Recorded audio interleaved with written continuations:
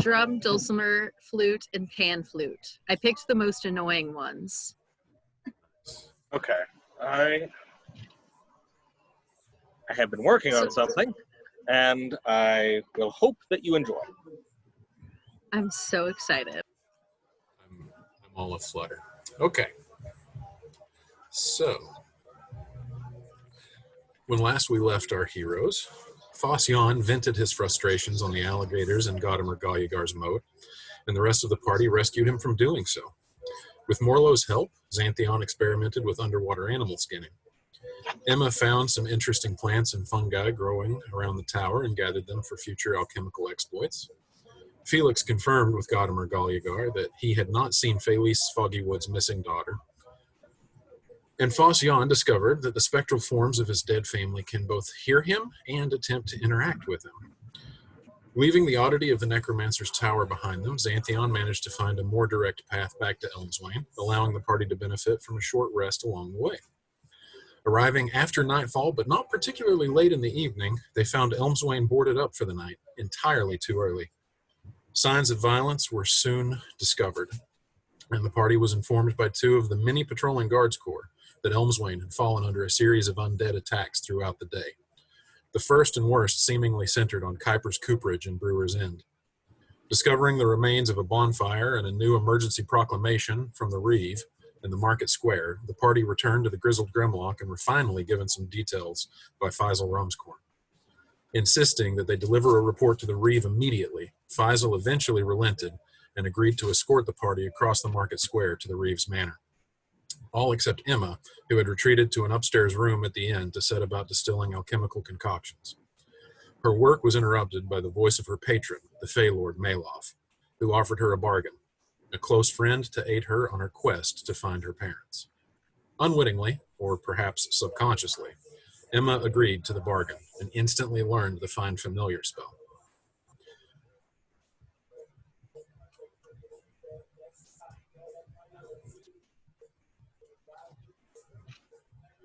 The pale light of a thumbnail moon shines down on the rest of your party, your footfalls echoing as you stride in the south across the market square, Faisal heading the charge. The smell of smoke hangs thick in the cool night air.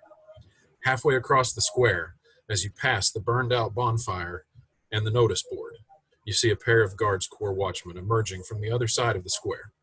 They approach within 20 feet, one of them raising a hand and calling out, "Halt!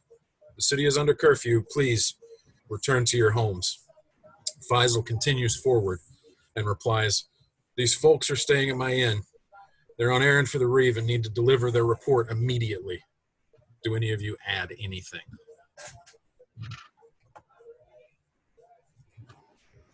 Nope, sounds good to me.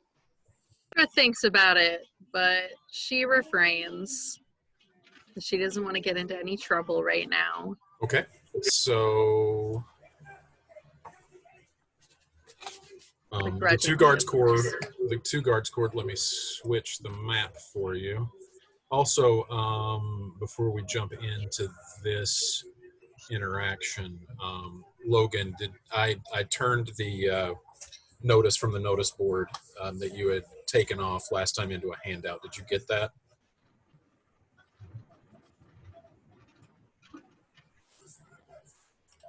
I don't know. Oh, you're a little muffled. Yeah. You should see it now. Are you seeing it? Yep. Okay, cool. Don't know what's going on with your mic, but you're kind of voice boxy. You sound like you're underwater. You sound like Creep Show.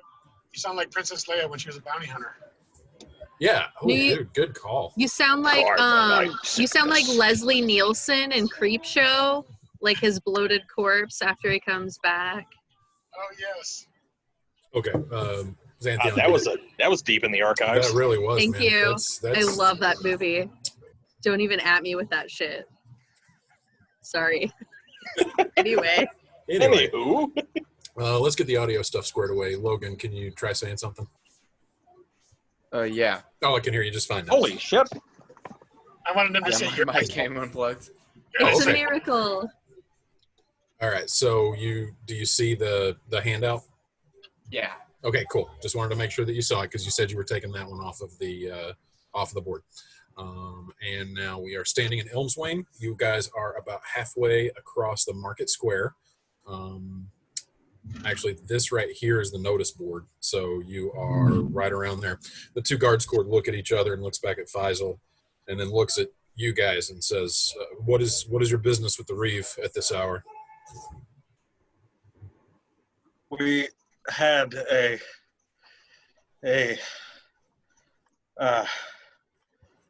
fun in Felix Falls. Faisal runs to his side, checking his pulse. He's probably faking it. What? Natari runs forward, also checking on Felix. What are the rest of you guys doing? Petra's gonna flirt with whichever guard isn't occupied. Your comrade falls. Xanthion's gonna go check on Felix. Okay. Yeah. Petra's gonna go butter some bread. What? Let's see here. You're just basically going to try to flirt your way past the guards? Yeah. No, I mean, just for funsies. I don't even have an agenda with this one. I'm just bored. Ah, gotcha. Okay. Sure. Roll a persuasion check. Great.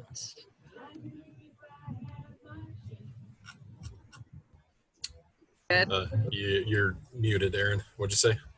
So it's 23 is good, right? Yeah, we're going to call that a pass. Okay. All right. Yeah. So, which guard isn't attending to Felix? Actually, neither of them are attending to Felix. Right now, Felix is being attended to by Faisal and by Xanthion and by Natari.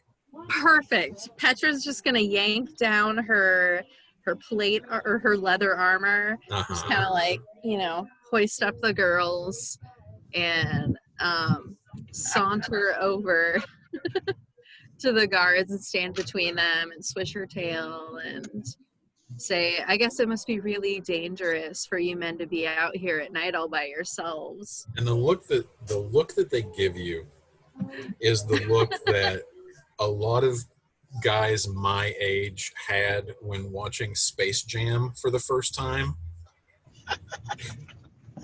Where it's just like, I shouldn't be into this, but I strangely am. Oh. It was like... Is that a reference to Lola Bunny? Yeah, of course it's a reference to Lola Okay, Bunny. just clarifying. That or Michael Jordan, one of the two. Don't at me on that. Okay. So anyway, so you're getting your groove on with the guards. So Christian, you are conscious. You just kind of feel your knees buckle out from underneath you. Kind of Right. Everything goes a little akimbo for a second. You go down. Within a matter of seconds, you see Faisal kneeling down over you, very quickly joined by Xanthion on one side and then Natarian from the other side, just staring down at you. And you feel Faisal reach down and put his hand on your neck, just checking for a pulse, which he finds strong and steady. You all right, son? I'm alive. And sort of wipe my nose, and a little bit of blood has come out. It's like, I'm fine. I'm fine. Can you stand? If you help, yes. And he reaches down and gives you a hand, pulls you up. Natari braces you from behind, just kind of puts a hand on your back. Thank you. Yeah. Thank you, Natari. Sorry, we had a mission south of town to go investigate a tower and need to report our findings to the Reeve. It could be connected with the attacks. Did any of those zombies bite you? Fossion says. Because I think he bit that one on the ass, Petra says. One bit me in the woods, and then I kind of got weak too there for a while. You okay? No, I'm fine.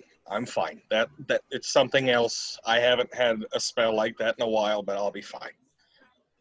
All right. Petra turns to the guard and says, "Ooh, where'd you get bit?" No, it was Phocion said that. Phocion said that he got bit. Oh, I thought the guards.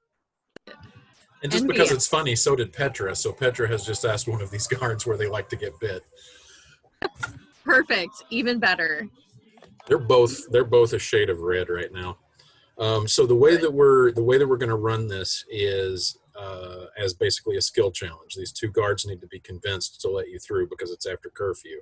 You guys need to get 3 successes before you get 3 failures. You guys can decide for yourselves how you want to do this, but you got to figure out for yourselves what skill you want to use and how you want to use it. The more detailed you are, the more you want to role play the interaction, the lower the DC is going to be for you. But we're counting Petra's incredible flirting attempt as your first success because these guards are now off their guard, very much so. So what would Does that you mean guys we get like a roll to as do? advantage? No, it's not considered helping, but it's a strong success. So it has lowered the DC of future checks. So Petra's putting them simultaneously at ease and highly distracted with her flirting attempts. So what do the rest of you guys want to do?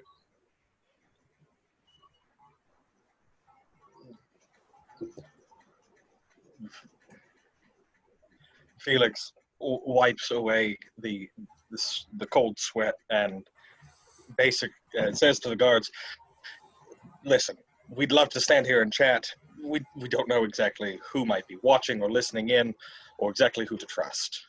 I mean, they can join in too, though, Petra. We need to go see the Reeve immediately, and I will use persuasion. Okay. And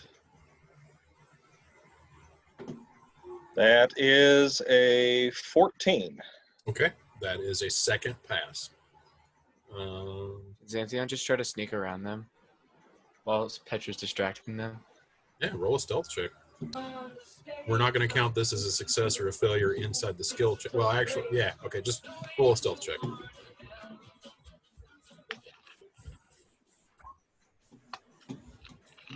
You start going off to the side, and the guard is like staring at Petra, maybe not necessarily at her eyes, but then like notices you like sneaking around and says, "Son, please wait here. We need to get this sorted out."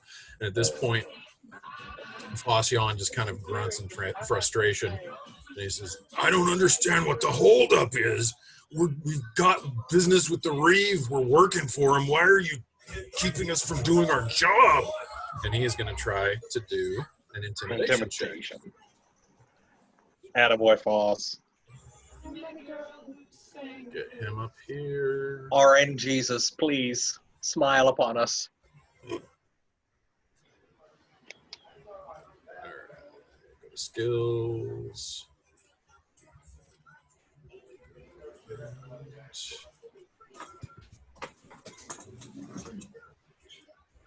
And the two guards kind of snap their eyes over at Foss after being focused on Petra, and they're like, "Okay, tell you what, we're just gonna let them figure this out at the Reeves Manor if this is worth doing or not. So come along, chop chop," and they start escorting you the rest of the way across the market square. Thank you. Nice. All right. So you guys cross the rest of the way across the market square and into the residential district in southern Old Town, arriving at the Reeves Manor, and you find the manor abuzz with activity, a stark counterpoint to the eerie calm of the rest of the city. Guards Corps officers dart all over the place, up and down stairs, in and out of rooms. From deep within the heart of the manor, the muffled but unmistakable voice of Avreg Rend, the hobgoblin captain of the guard, can be heard barking orders. You're led down the main hallway to the door of the Reeves study where you had previously met with him. Your escort knocks and then opens the door and sticks his head inside, and after a few moments of whispered conversation, you hear the voice of Bartram Harline exclaim, "Well, by all means, show them in, please." You enter the study and see a well-dressed half-elf gathering her cloak from a peg by the door. As she exits the room, she gives you a nod, but exits without speaking. The Reeve is seated behind his desk. A fire crackles in the fireplace. The Reeve, Bartram Harline, looks haggard. large bags under his eyes, bloodshot, messy hair. Kind of looks like he's already been up all night, even though he obviously hasn't. This has obviously been a long day. And then the Reeve acknowledges your entrance into his study, and he's like, well, welcome back. Please have a seat. What can I do for you? Petra chooses the chair closest to the crackling fire. And as you're going in, the two guards who have escorted you, you feel one of them tap you on the shoulder, Petra, and it's just like, did he say you're staying at the Grizzled Grimlock? Who's asking? One of the guards that you flirted with. I was asking the guard that. Somebody might want to buy you a drink tomorrow?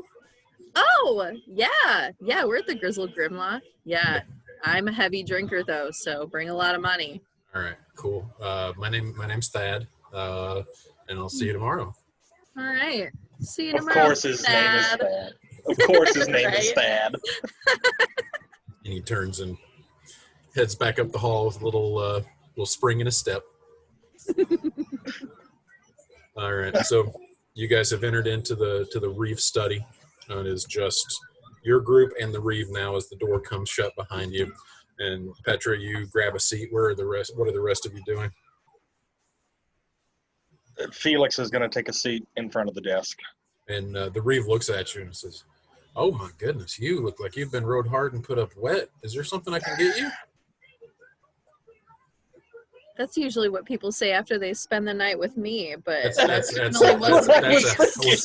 a horse riding. That's an equestrian saying that. No, that's not anymore. Oh my goodness. Okay. Right. Well, yeah. That when I was growing up, that phrase always meant that. So I was like, oh. Yeah.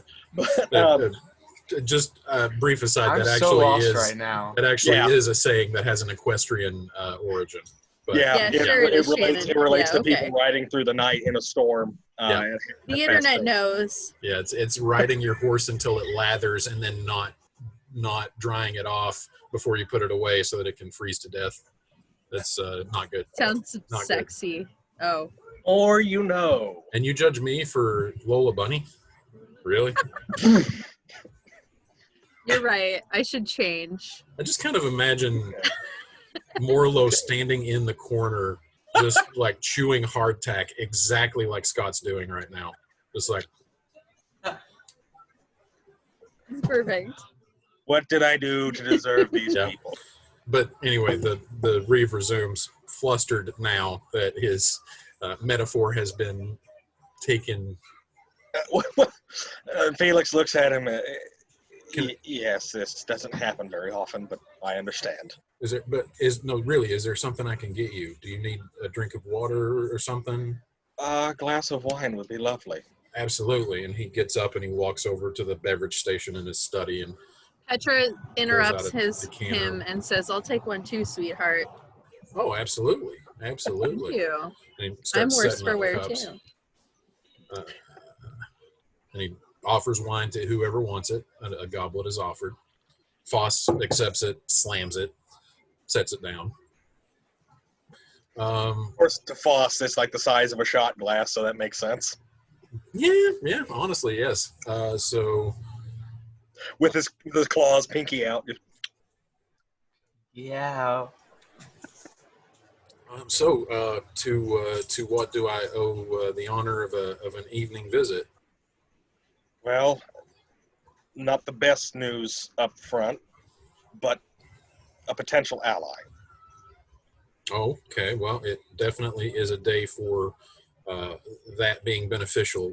How do you mean? The zombies are not, well, the undead, I shouldn't say zombies. The undead are not related to the individual in the tower south of here. The individual in question is a half-orc, and I kind of look over at Foss as I say half-orc. Mm-hmm. And right as you do that, Foss actually kind of perks up a little bit and is like, I don't trust him. I think he needs to be investigated more. I think he's up to it. I think you need to keep that to yourself, boss. despite Boss, I think you're a racist. despite the prejudices of my compatriot. His name Xanthion is- Foss looks at you and he says, I'm not a racist, I just hate orcs. They're terrible. I just hate the orcish race. I'm not a racist. It's So, okay. I've got one of my good friends is an orc. yeah, of course, right? I talked to an orc one time. So, anyway, I'm starting to talk like Floss. Shit. So the half-orc in question is Gadamer Galyagar, who is a necromancer. And an asshole. Well, let's be frank. The Dragonborn You're did. just mad he Just called you swing at him. sweetheart. Well, The Dragonborn. That's why he's an asshole. Reeve says, well, my experience with the practitioners of the arcane is limited, but I can tell you from personal experience, it does seem that the one tends to go hand in hand with the other. I don't know of many necromancers who have won any congeniality contests, unfortunately. But I am sorry that he was unpleasant to you, Miss Petra. Aw, you're just the sweetest pie. Well, thank you. I apologize if I am a bit short-tempered tonight. It has been a very long day, but the opinion of your Dragonborn companion notwithstanding, Mr. Felix, would you say that you, for just a second, I thought Scott was humping his phone. Okay. So Of course. Duh, it's a Friday, Shannon. that was a perspective I wasn't sure I would ever get of you, Scott, but I'm glad that we're here now. I'm glad we've crossed that threshold. In the It's words Saturday. of that terrible show, Caesar Milan, established dominance. That you did, my friend. God. So the opinion of your Dragonborn companion notwithstanding, Mr. Felix, you are of the opinion that this Mr. Galyagar is not the source of our problems. He is not the source of our problems, no. When we described the encounter with the undead that we had out in the wilds and their proclivity to bite, he had about the same reaction that I did, which was, this is unusual. Well, I think it's weird that as soon as we're out of town, the city gets attacked. I think that he had something to do with that. And I think it's kind of weird that you decided to bash his head in with a pony keg. And I think it's weird that you all think it's weird that biting is weird, because biting's great and you should all try it. Biting's only weird if you make it weird. Exactly. They All right, think that this is is- very this is uncomfortable with the getting envy weird. that's made in this room. If we So could circle anyways- this conversation back around to the necromancer, I would really appreciate that. My apologies, Your Honor. So, I believe... just call me Bartram. We're on a first name basis now. You guys have done more than your fair share of assisting the city of Elmswain in your short time here. Gottimer, if you excuse my interruption, Gottimer had said, though, that if we had a specimen, he would be more than willing to examine it. Issue being, he seems, well, how should I say this? How much information did Mrs. Bergdorf give you about this individual? I have been fully briefed on the occurrences at Batilda Bergdorf's residence almost a week ago. Yes. So, Mrs. Bergdorf knew more about him than she allowed us to know before heading south. You're talking about Batilda? Yes. The poor woman who lost her husband. No. Sorry. No. Yeah, the one I killed? apologize. I mean, Who no, was- I didn't. What? Anyway, What? Nothing. no, Yeah. He's your a bailiff. wanted man. You Your- should probably lay low for a while, Xanthion. You're a wanted man. What was your bailiff's name again? I apologize. Oh, you mean Morgana. Morgana. Bailiff Cruff. Listen. I wish I could tell you that I am utterly surprised that your excursion to interview Mr. Galyagar to the south was for naught. But And please let me preface this by saying that Morkana is an excellent bailiff, and I owe her a great deal as reeve of this town for everything that she has done for the city of Elms Rain. But it is an unfortunate truth that Morkana can be swayed by certain old prejudices. She racist too. He looks up at you, Xanthion. I would never call her that, but I will say that there are those people with the history that orcs have had since the confluence, being susceptible to being corrupted, that even the ones who show no sign of it are under increased suspicion. So and that is unfortunate. You answered my question slightly. Mrs. Cruff knew more about this individual in the South than she led us on to believe. Well, let me remind you, we were straightforward with you. The captain said, Captain Rend has had Mr. Galyagar questioned before. He has not been found to have done anything illegal, and I trust the captain implicitly. They have an excellent record of service under my employ, but we did not try to hide that from you. Is that a natter day?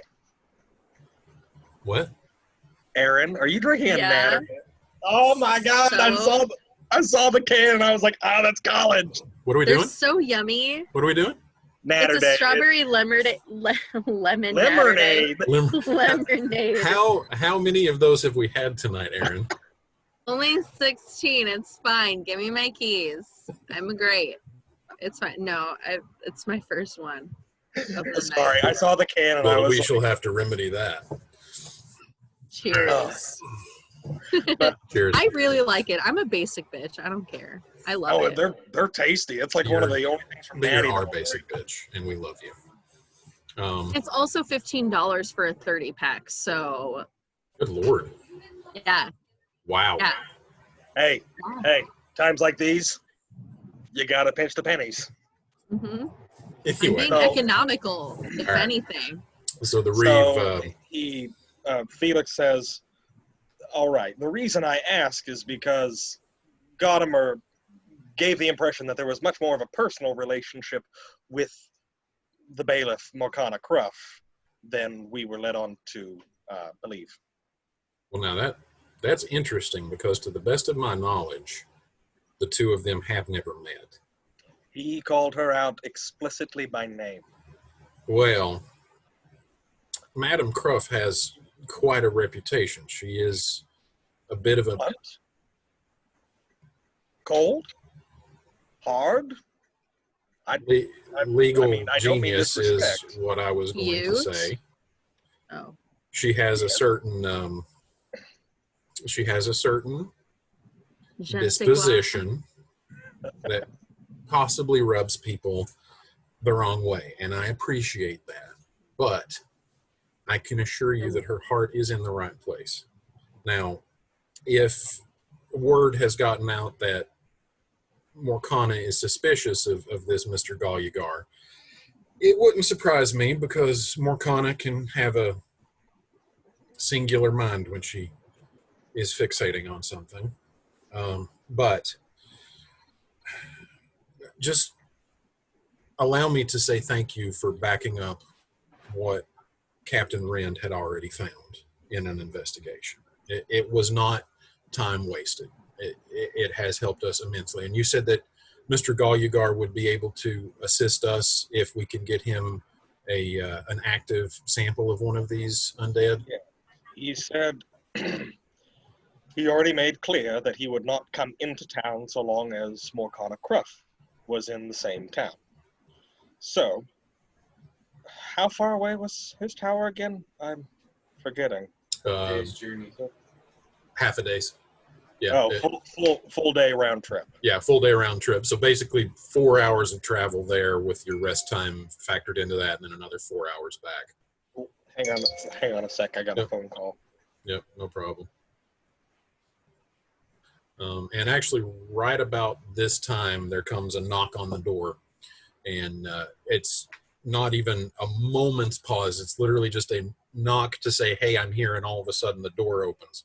And another halfling male walks in with gray, well, actually not even gray. It is just a shock of white hair, kind of unkempt, which is odd because he actually looks to be no older than Bartram, so maybe middle-aged, which is hard to say where that falls for a halfling with their unusual lifespan, but still.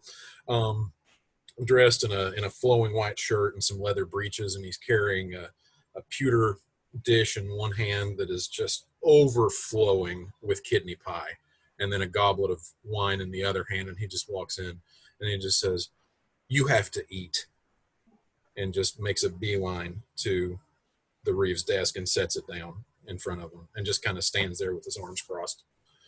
And it's exceptionally awkward for a moment. And Bartram, you see red just kind of start to spread out on his cheeks, and I told you I would eat when I was done with my meetings. And the other halfling says, "You're going to eat now because you haven't had dinner yet, and it's almost 10 o'clock at night." He's got a point. We won't be weirder. Way to go, Xanadu. Way to diffuse attention. May I please introduce you to Janster Nass, my husband. Hello! Damn, I was hoping I could flirt with you, but you're already taken. It's fine. All the good ones are, honey. I know. I'm sorry, but one his sugars get a bit off if he doesn't have dinner, and you don't want to be in the room when that happens. Ooh, I kind of do. I like good entertainment. Okay. Eat every bite on that plate. Okay. And Bartram is just like so absolutely just shriveling up and dying inside at this point. Yeah, you heard the man. Petra's latching onto this shit. Okay, I promise. All right. Try not to wake me up when you come to bed. I know it's going to be a late night. Walks out. It was nice to meet you all. Sorry for the interruption. Closes the door behind him. I apologize about that. And he picks up a fork and jabs it into the kidney pie and takes a bite. So, how is it? Oh, Janster's the best cook I have ever met. Mm. So, anyway. Sorry, I'm back. I That's apologize. What did I miss? Kidney pie. The Reeves husband came in and set down a plate of kidney pie in front of him and forced him to eat. Oh. I imagine it being something along the lines of like the Brooklyn Nine-Nine.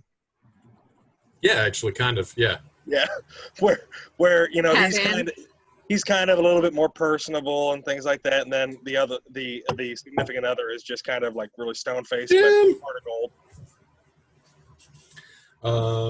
Okay, we are in the Reeves. We're in the Reeves study interviewing. Well, I'm just talking to him about what you guys found at the Orcs Tower. Okay. Oh, and on your way there, you saw Felix pass out and collapse for a second, and you kind of helped him up to his feet and checked to make sure he was okay. Felix is looking a little worse for a while. Okay. And as the Reeve is just shoveling in forks full of kidney pie. Has his husband introduced himself? Yeah, he put it on the table. He introduced himself as his name is Janster, but then he just came in, fed his husband, and left. It was just a real quick thing. Felix looks at the Reeve. Appreciate that while you have it. I appreciate it every day. But thank you. It's kidney pie. Who wouldn't appreciate it? Duh. I think he meant Janster. Oh, well, yeah, he's gorgeous, of course. Was he also a halfling? Yes. Okay. About the same age, but only thing that was notable about him is his hair was white instead of bizarre because he's obviously younger, but the hair is just a shock, a crazy like Einstein shock of white hair. He looks more like Geralt of Rivia, but Hobbit version. Yeah, kind of actually. Yeah, that's a good call. I'm just imagining Frodo walking around with 2 swords and a partial pony with white hair now. This is weird. And Nice. a kidney pie. With a kidney pie. And then here comes a bard saying something that toss a coin to your witcher. Nice. Oh, Valley of Plenty. Oh, Valley of Plenty.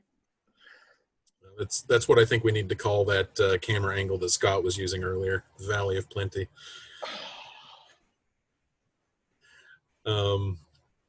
Preach. All right. Well, have you? I'm sure that you were just returning. Have you been fully briefed about the goings on that you have missed? Obviously, you know that the city was attacked in your absence. Grizzle Grimlock owner, what's his name?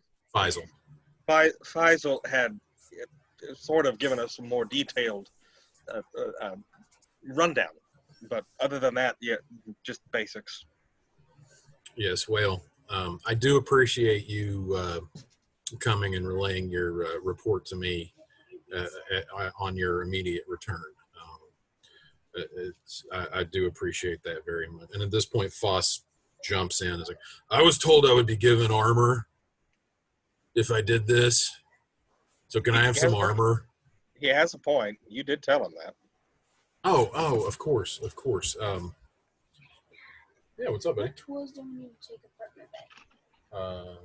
An Allen's wrench. What's And that? it's the Is this it? Dean, everybody. Hi, Dean.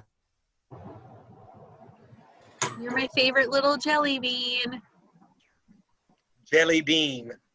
Dean the jelly bean. Dean the Jelly Bean.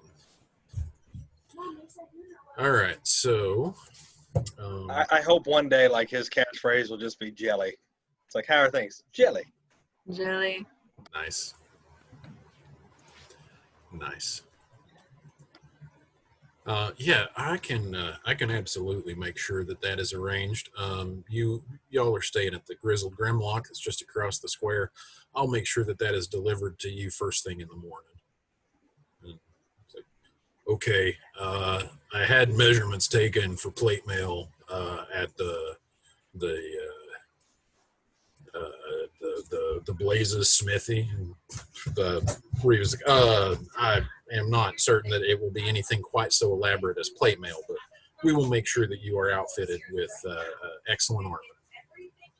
And boss is like, What do you say to the gentleman? thank you.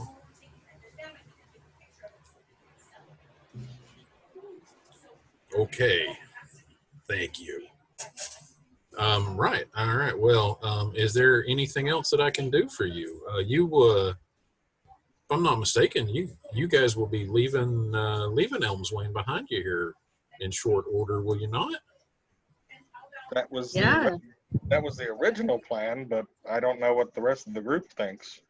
Is there anything we should do here before we go?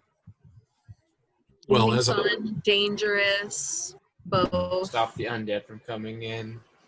well, yes, obviously, if you see any undead, please, with consideration of your own safety, anything that you can do to help the city is much appreciated. Yeah, it does Xanadu. Well, if there's nothing else that I can do for you, I will make sure to Xanthion. get you Don't bother. armor. Don't bother. And again, from the bottom of my heart, thank you for all that you have done for Elmswain. Now, if you will excuse me, I will take just a moment to finish my dinner before I get on to my next meeting. Enjoy. And then right as he says that, there's a knock at the door. And he just kind of, you see the Reed's shoulders just slump, and he's like, come I'll in. get it. The door opens, and actually you guys see the familiar form of Lowell Morngrim, the cleric of the form giver that had been overseeing your what you want to call it, audition to earn the spot of guarding the caravan to Bright Hollow. Hey, cutie. Lowell. Oh, What are you doing here? hello, Reeve, Harlan. Can I talk to you for a moment? Yes. Of course. Any time. anytime, Lowell. Come on in. Our friends were just leaving. Lowell says, "Oh, actually, good. Funny running into you here. That saves me having to track you down tomorrow. Plan on being at the Sprouted Bounty around 6 o'clock on Saturday. We like to get the caravan out first thing, and I got some instructions to go over with you. Okay?" That's 6 in the morning. Still going on? Cool. You mean Odit Fest? Of course it's still going on. Well, the caravan. I didn't know if the caravan would be delayed, but with the attack symbol. Oh, well, of course. Today was a tragedy, no doubt, but unfortunately, tragedy does not stop the world from moving on. So the caravan will be leaving, and honestly, it probably would be safer to get it out of town sooner rather than later. Actually, Yeah, plus we're heroes. We'll be fine. Before we leave, 2 questions. One, I turned to the Reeve. Sir, have you sent word to the capitals? Oh, of course. Word was sent immediately after the attack and then periodically throughout the day. Okay. Have you received anything back? Yes. Good. We have heard from the Trixian Synod. It is noted what has happened here. Good. Second, what was this we heard about a bugbear leading the charge? Lowell just kind of bows his head for a second and takes a deep breath. He's like, "It's unfortunately true. It was not only a bugbear, but some of Kuiper's kobolds were in the mix, unfortunately." Was this bugbear known, or was the bugbear just sort of a unhappy surprise? To the best of my knowledge, no one knows him. So he survived the attack. He was the attack. Well, yes, I know he was leading the charge, but I didn't know if he was cut down or not. Oh, yes. I took him out myself. Oh, you spoke as if he was still alive. No, but after the threat was dealt with, we all, the Brewers Guild, got together and asked if anybody knew who this bugbear was. Wait a second. I turn over to the Reeve. What if you got Gautimer Golyagar to revive him partially? I know of a few spells that can partially revive the dead to ask them questions. What if you got Gautimer? And at this point, Lord Morngrim says it's already been done. Well, great minds think alike, I guess. Ours too. All right, now that everyone's done complimenting themselves. So 6 a.m. Saturday morning. We'll have some briefing to go over quickly before you depart, and then you will be on your way and putting this mess behind you. Until then, the Form Giver bless you and guide you. May the even-handed keep you balanced. Yeah. And may booze guide our way. Homina, homina, homina. Petra just dips her fingers in the wine and starts splashing it everywhere she walks out. Okay. Throws her around like a center. You guys exit the study of the Reeve. Lowell Morngrim pulls the door shut behind him, leaving just him and the Reeve together to discuss whatever business they might have. And 2 guards corps offer to escort you back across the market square to the Grizzled Grimlock. Yeah. What day is it in game? It is Thursday evening. Oh, so we still have a whole day. You have a whole day tomorrow. I was gonna say I thought we would leave the next day. Nope. It is the evening of Thursday the 17th. It is your 5th day in Elmswain. You have tomorrow, the 18th, with absolutely nothing on the agenda. And then you leave Saturday morning at 6 a.m. apparently. So August, right? March. Okay.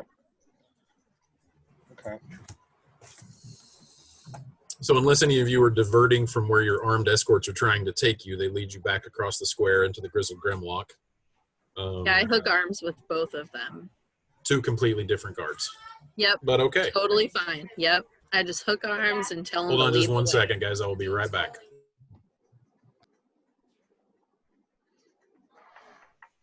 Perfect timing. You could say hi. There's Hi, Logan. Donnie. There's Miss Erin. I love you. Aw. You're my favorite human being in the world. Don't tell anybody else. What do you tell her? Thank you. Oh, that's You're so sweet. She was about to take a bite of pizza. I said, "Oh, you're gonna have a break. Hold on."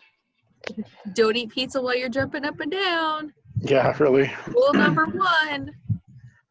I thought rule number 1 was don't run with scissors. Yeah. Yeah, Number you're one was right. Don't talk about parkour. Oh, wait. Yeah, Logan's right. Yeah. So this is like 3 or 4, I think. Yeah. It's up there though. It's important. Really is. I actually thought that Petra was going to try to sneak around and listen to Lowell's conversation. Aaron thought about it. I was going to say, I was like, oh, I was about to look at Shannon and go, Felix kind of turns to Petra and just gives her the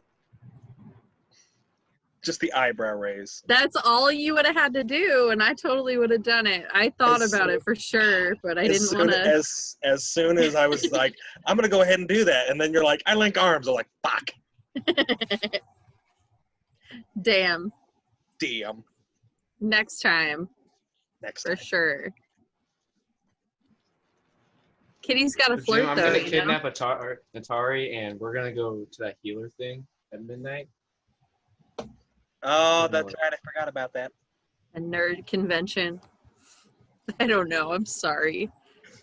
Freaking nerds. Nerds. So I've had to start slowly packing my stuff for college. It's weird. Ooh. This is weird. Wait, are you Where are actually you gonna, going? are you actually going to be at Monmouth? No, I'm going to school in Peoria. Oh, you were going IC. Yeah. Okay. So close. Sorry, I thought you were at Monmouth. But Yeah, so far they're letting us move in, but they're like delaying it a lot. I feel so bad. Yeah, I Scott, have did you 3 hear? roommates, and I don't know who they are yet. Oh, that'll be fun. Did you hear about Monmouth Roseville? Yeah, that's Yeah. what Logan. What is Tanner? Well, I guess your mom's on the board, right? Yeah. Okay. So they had a socially distanced in-person school board meeting with masks and like sat 6 feet apart and everything. And one person had COVID going in and like 4 people got it. So they're like, no, it's like too risky. Yeah, Abingdon Avon has a board meeting Monday. My money's down on Curry pushing for all remote, and can't blame him if that's the case. That's He what I'm hoping he for. was not happy that they decided to go 8A B-Day schedule. Yeah. Yeah. 205 is remote. They're doing the 5 weeks remote and then reassessing every 5. Yeah, but let's Right. be honest, that reassessment's going to be to stay remote. I mean, kind of a foregone conclusion at this point. Okay. But, hey, they give you the illusion that it could change. Yeah. So you guys are Like when they led started. back across the market square to the Grizzled Grimlock. Petra locking arms with 2 completely new guards, one of which is female. And they Perfect. take to it. Okay. You've kind of developed a bit of a reputation in your time in Elmswain. So you kind of skip down the yellow brick road together. Yes, I And- do. Felix is going to whip out his quarterstaff and actually start using it as a walking stick right now. Got it. And he's going to walk next And to Atari. Can I do an insight check on Felix to like get any information on him? Roll insight. He is an asshole. That's all you need to know. Just ask God Petra. damn it. What you get? Well, Got 3. he He's sick. seems tired, and he had a nosebleed. This seems pretty on character for how observant Xanthion is. Had a Okay. nosebleed. Seems tired. Felix, your pupils are huge right now. What? Okay, now, can Xanthion, like, grab the back of Natari's shirt and, like, sneak away with him so we can go to the healer thing at midnight? You can certainly try. Felix. So he does that, and Felix kind of stumbles a little bit because he was relying on Natari. So, first of all, roll we'll go with the stealth, yeah, but also I want you to roll a sleight of hand to see if you can get Natari's attention without getting anybody else's attention. Why is that the highest one? Wow. All right, so Natari, Xanthion is trying to lead you away from the rest of the group. And you do know that you do remember, even if Jim doesn't remember, Natari remembers because it's been 2 weeks. Before you guys went to the Reeves Manor, Xanthion had mentioned that he wanted to take you and wait at midnight for this posting that said, meet here at midnight, healer needed. So what would you like to do, Jim? I remember, and he doesn't usually grab me, so I go ahead with him. knowing Okay. it's not Go ahead and normal. roll me a stealth check, Jim. So I am very good at stealth. First, I got to find it. I got to stealthily find it. It's under skills. Found it. Okay. There. Wait, why is it a disadvantage? That's weird. It shouldn't be a disadvantage. It's just Okay. going to be a straight roll for you. I'm gonna go ahead and roll it. 8. That is a disadvantage. And I'm going to go ahead and say that the guards have disadvantage to notice just because Petra is flirting with them.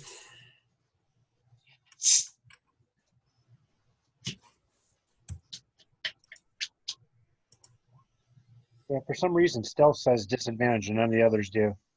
It's weird. What kind of armor are you wearing?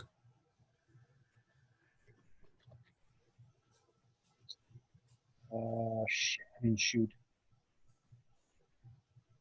I, Oh it's under my god. equipment. It's under equipment and where I chainmail.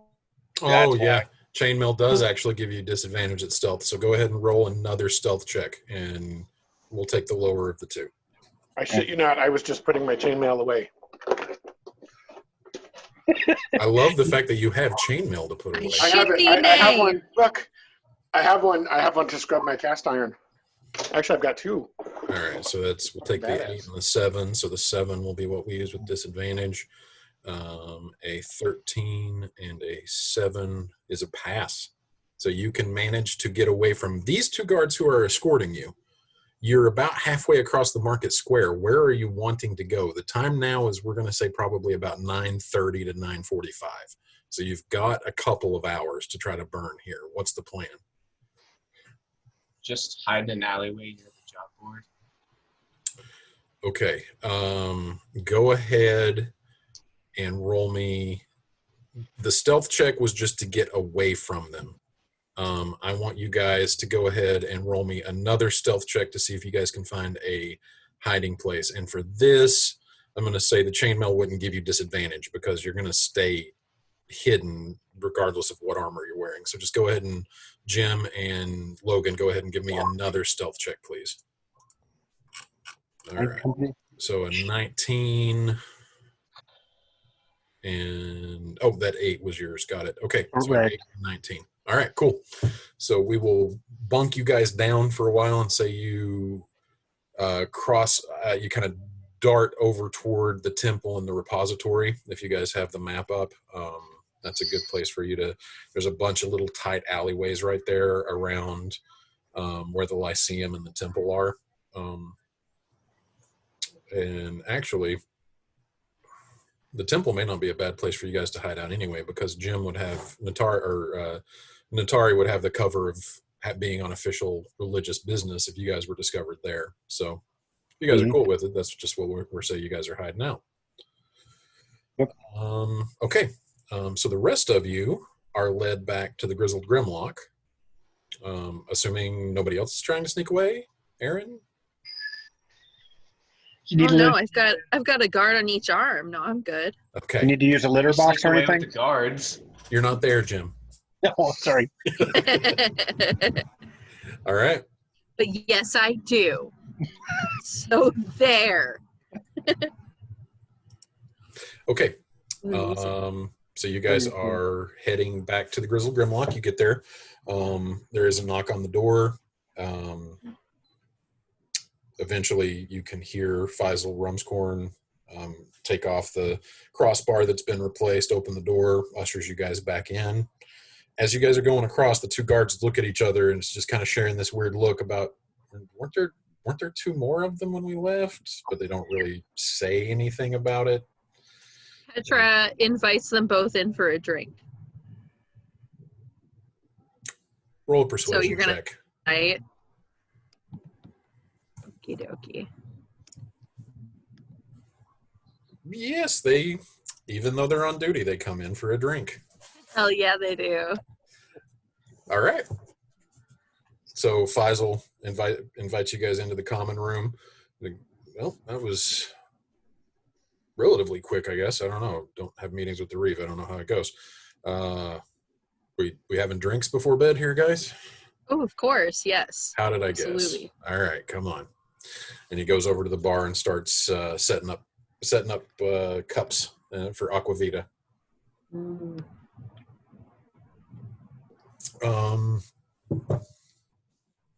Other than drinks, is there anything you guys are wanting to do? Praise hell. Okay. Just kidding. Christian, Like is third Felix circle level. having a drink, or is he heading up to bed immediately? Yes, Felix is drinking. Okay, cool. Drinks are had for those who want them. And let's see here real quick what the cost of Aquavita is. Xanadu, you drinking? And there's just silence. Also, it's Xanthion. Yeah. You Yeah. guys are drinking? hiding out in an alley behind the temple, and you just Oh, that's right. He's not with us. Damn it. and you hear, and Natari, you hear Xanthion just mutter under his breath. Okay, so I know. You just hear a disembodied voice. It's Xanthion. So Oh, God. it is for every drink of Aquavita you are wanting to have, just mark off 2 silver from your character sheet. Mhm. The guards have a couple of rounds with you before they insist that they have to get back to their patrol. Can I persuade the male guard to pay for all of our rounds? Roll a Through persuasion check. flirtation? Sure. Roll a persuasion check. He buys your drinks. Okay, perfect. That's all I needed. Okay. Anybody else mark off however many drinks you're having? How many was it per drink? 2 silver? 2 right? silver per. It is 2 silver for Aquavita if you're drinking the hard stuff. If you're just having ale, it's 2 copper per mug. I'm going to say Felix is... Sorry, 1 sec. Yeah, Felix is going to have 2 shots of Aquavita. Okay. Is Felix Schwaysteed? And What's Felix's constitution? Felix's constitution is 14. Score. Which is a +2 Plus modifier? Yeah. Yeah, no, he's not even close. Not fun yet. He Okay. can handle then his he's liquor. gonna. Then Is he's gonna Felix move ever on. fun?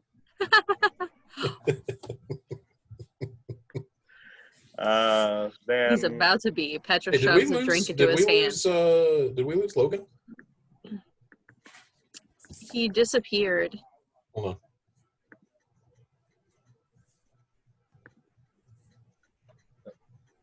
I hope he's not Sounds having... like some endless ocean shit.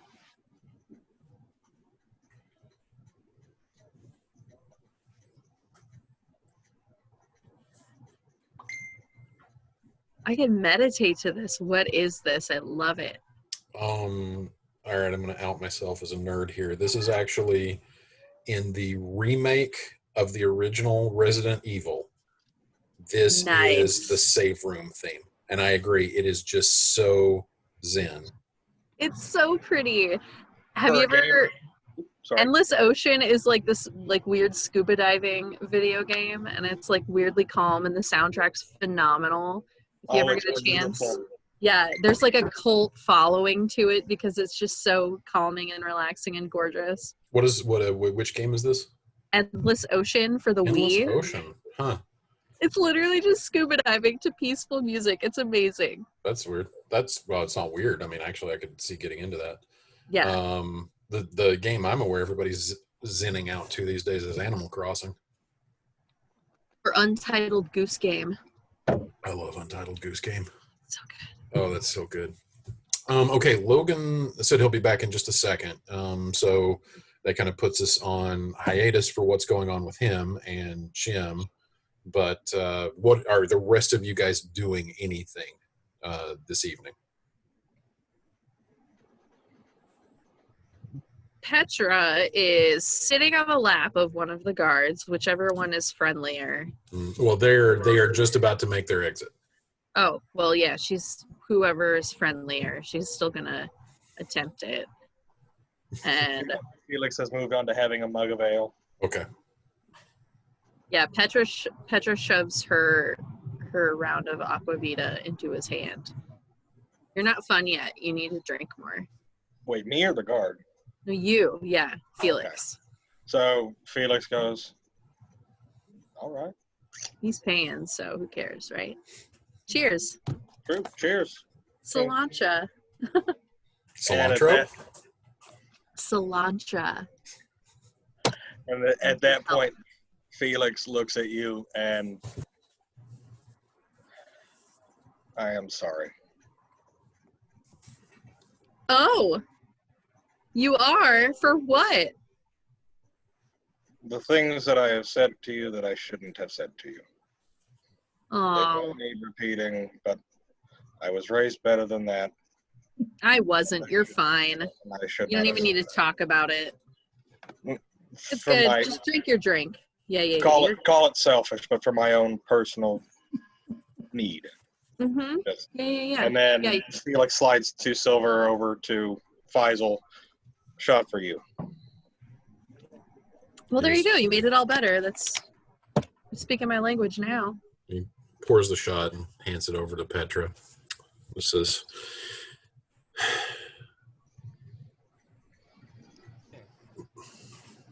It's none of my business. I've been a bartender a long time. I don't think either of you realize how much each of you needs the other one. You're probably right. I look back at Faisal. Just silent. He slides the 2 silver back across to you and he says, this one's on the house, but let me tell you something from my adventuring days.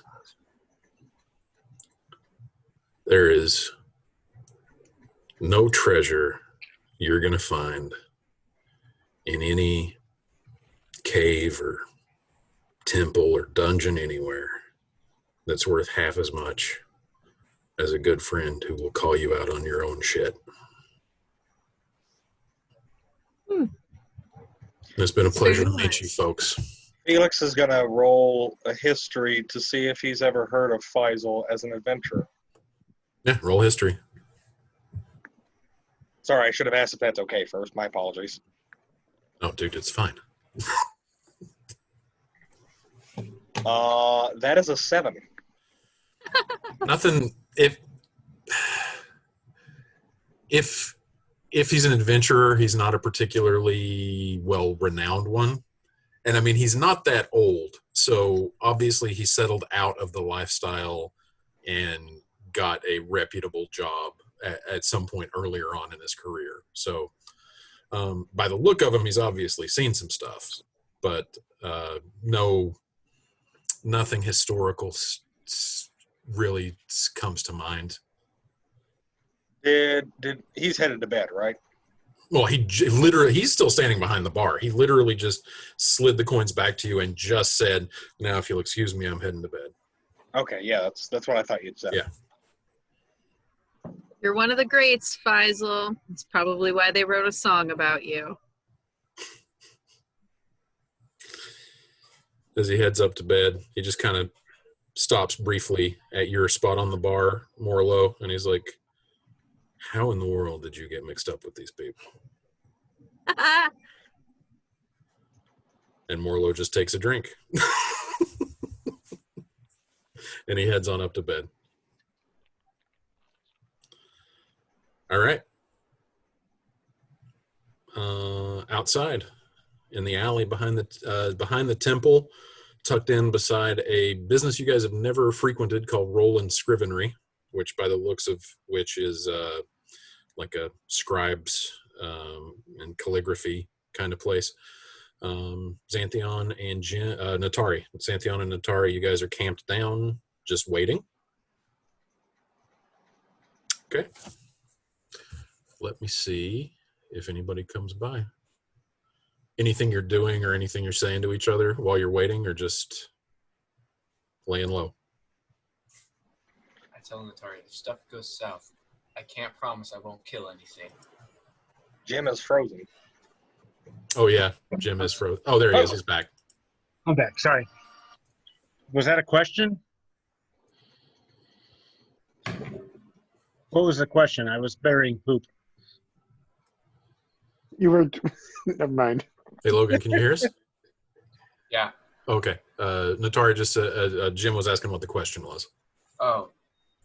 If stuff goes south, I can't promise I won't kill anyone. Child, please. I'm not responsible for your actions. I like the hand wave. Jedi mind trick. Child, Petra usually give me crap please. about it. Child, please. You will kill no one. These are not the droids you're looking for. Look into my eyes. You will kill no one. Has anyone seen the TikTok where like all the Star Wars movies are named the wrong thing? Hey, guys, take 5. Dean needs my help with something, okay? Thank you, 5. Thank you, 5. Go fuck yourself, 5. This is where we talk about Shannon. Wait for him to leave. Just a Okay, reminder, we'll I'm talk about recording. you. Oh, that's right. He's recording. Whoopsie.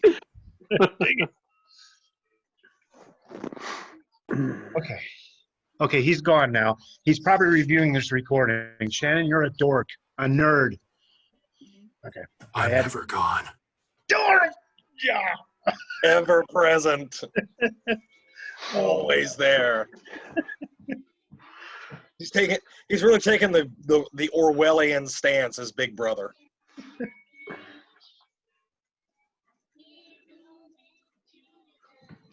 So Scott, how have things been for you at 205?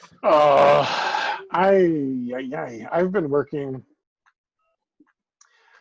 I've gone into the office a couple of times, but I've been doing something for school every day for not quite a month. Here, babe. A couple weeks. And it's kind of nice being able to do that, but Kind of nice having stuff to do, right? yeah.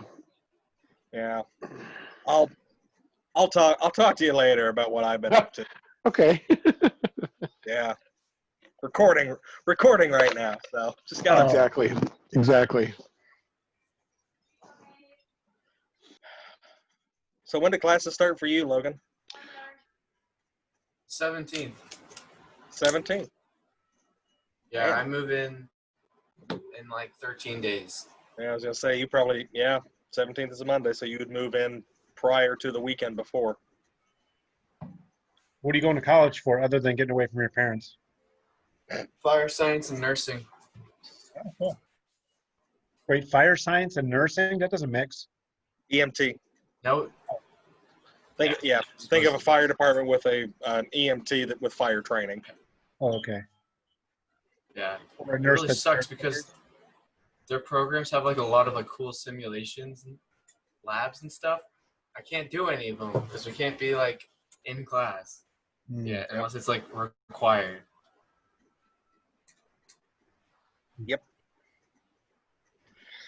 None Great of us. time to be alive, everybody. Great time to be I'm alive. also taking a film appreciation class.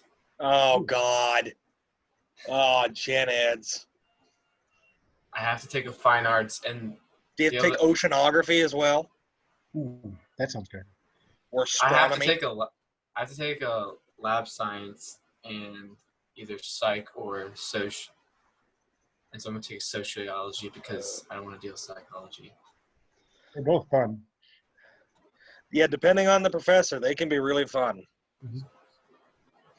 But for my majors, for my lab science, I have to take human anatomy and physiology. I will say right now, though, I'm very glad that those are the two things that I do not teach in my history curriculum, which are psychology and sociology.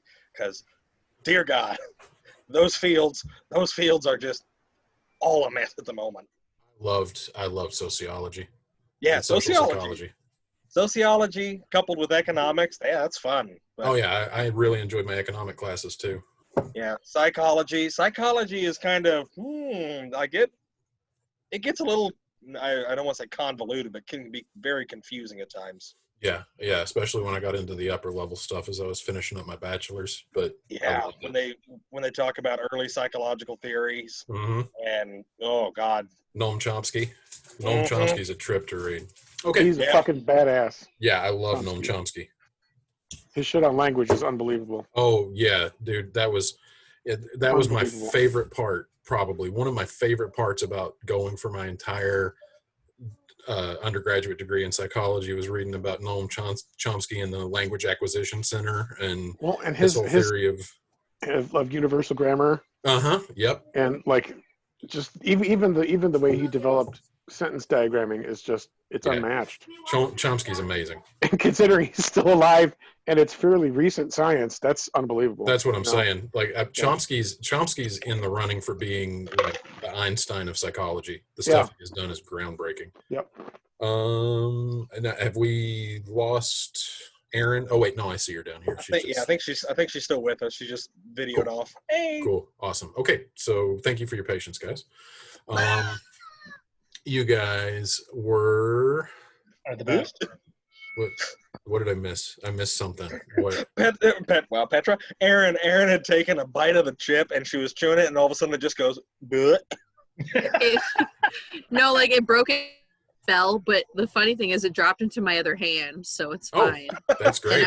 Apparently I'm Spider-Man, so that's great. Awesome. I thought it fell out of your mouth. I was like, no, like it broke in half and I had let go and then it fell. I didn't like throw it back up into my lap. I'm not a... Let's continue to critique how you eat. Thank you. I agree. I'm just going to stop my video now. Goodbye, everybody. Okay, so you guys are camped out. Anything that you want to do to pass the time, or are we just hanging Petra's out? going to eat some goddamn nachos. That's what she's going to do. For real? Just like kidding, bar nuts. Just, Petra invents nachos. Mm-hmm. It's oh canon. yeah, she does. If anybody invented nachos, it was Petra. Yeah, let's be honest. So time passes. You guys do notice a couple of different patrols of the Guards Corps coming past the area, but they do not notice you. They are not coming. They're mostly sticking to the main areas. Every now and then you'll have some come through the back alleyways of behind the temple, down around Roland Scrivenery and the Kingpin Locksmith, and where you guys are camped out, and then kind of work their way out. But you manage to stay relatively well concealed. The hour passes, 10 o'clock, 11 o'clock. You assume that it is getting close to midnight. I fully thought you were just going to go in like 11 o'clock, 11:30, 11:45, 12 o'clock a rock. Yeah. 11:46. 11:46 and 30 seconds. Puts up a timer. So from where you guys are at, you could fairly well kind of sneak your way out to have a good view of the notice board if you wanted to. Where you're at right now, you're just kind of laying low. Go ahead and each of you roll me another stealth, and then Natari, since this involves actually moving, go ahead and make this one a disadvantage. I should have took my chainmail off if I'm on a reconnaissance. We absolutely can say that you did that. That's fine. I did that. Okay, so that would mean your AC is now Natari. 10 plus your Dex modifier. So what do I need to do? Do I need to take that off? Right there, it's off. Okay, cool. And there it Petra will goes. take it. No, I'm just putting it in my backpack. My 15 fanny and pack. 17, two great rolls. So you guys kind of scoot your way down this alleyway right there between the temple and the repository, so that you have a straight view out to the notice board. And you kind of are hunkered down. Midnight comes, goes. 12:15. 12:30. How long are you guys staying? Long. Until Natari makes me leave. Okay. 1 o'clock. So about 12:45, you guys notice a large detachment of Guards Corps coming out from the Guards Corps Keep, which is right there, just north of where you guys are headed out. So you kind of have a good view. So here, I'll show you what I'm talking about. So like you guys are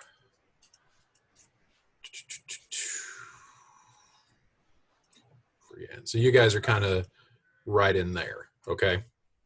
So you have a good view out this way.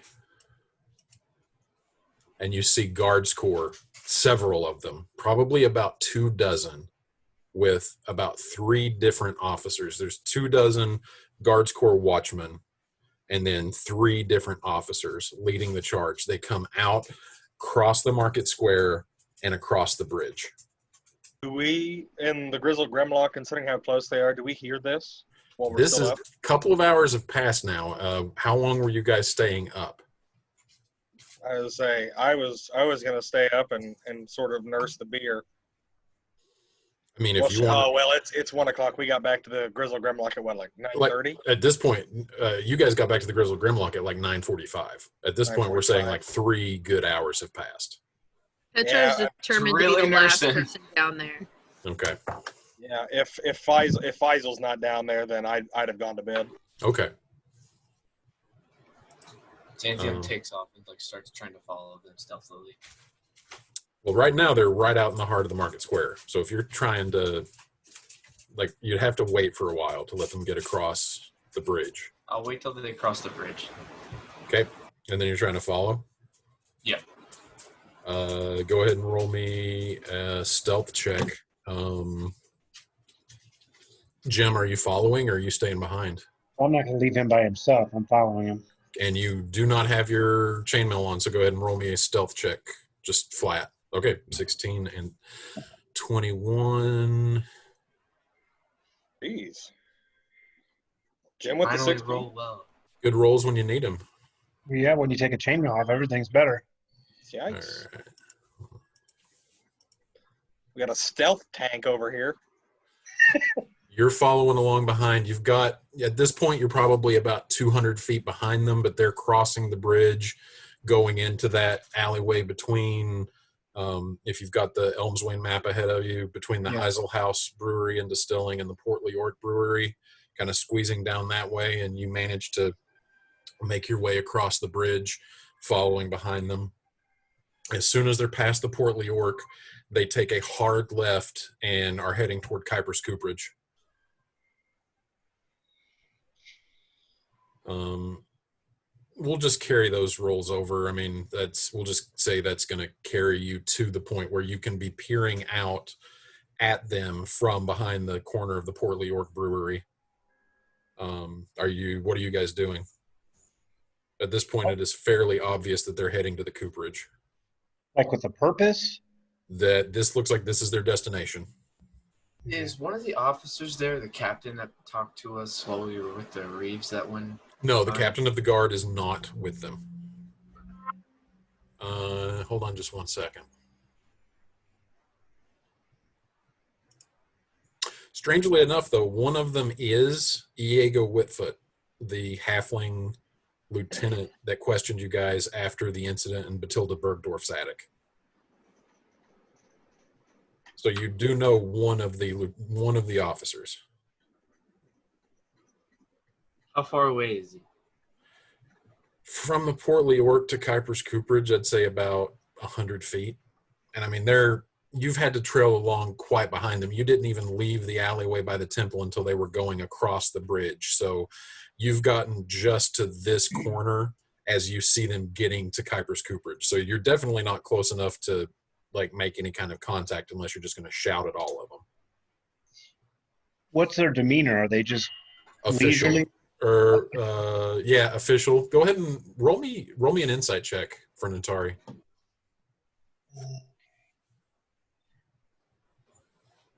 Took over or not? Let me check. Okay, there. 12. It's not terrible. Official, maybe a little nervous, but not much. Just professional. These are trained soldiers. They know what they're doing, but they're obviously doing something they've been ordered to do. They're in formation. They're being led like 9. Does that math add up? Yes, I think so. 9 watchmen to a lieutenant. So they're 8 watchmen to a lieutenant. And I mean, they're in ranks, and they get to the cooperage and go immediately inside. The cooperage still has guards posted at it, and they salute the officers as they go past, but there's no hesitation. Is there a way that I could like get into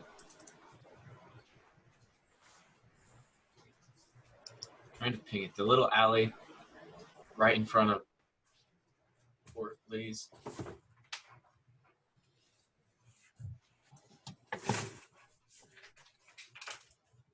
So are you guys trying to go, because you're at this corner right here where the little green dot just came up, are you trying to like go back this way and then down and into there?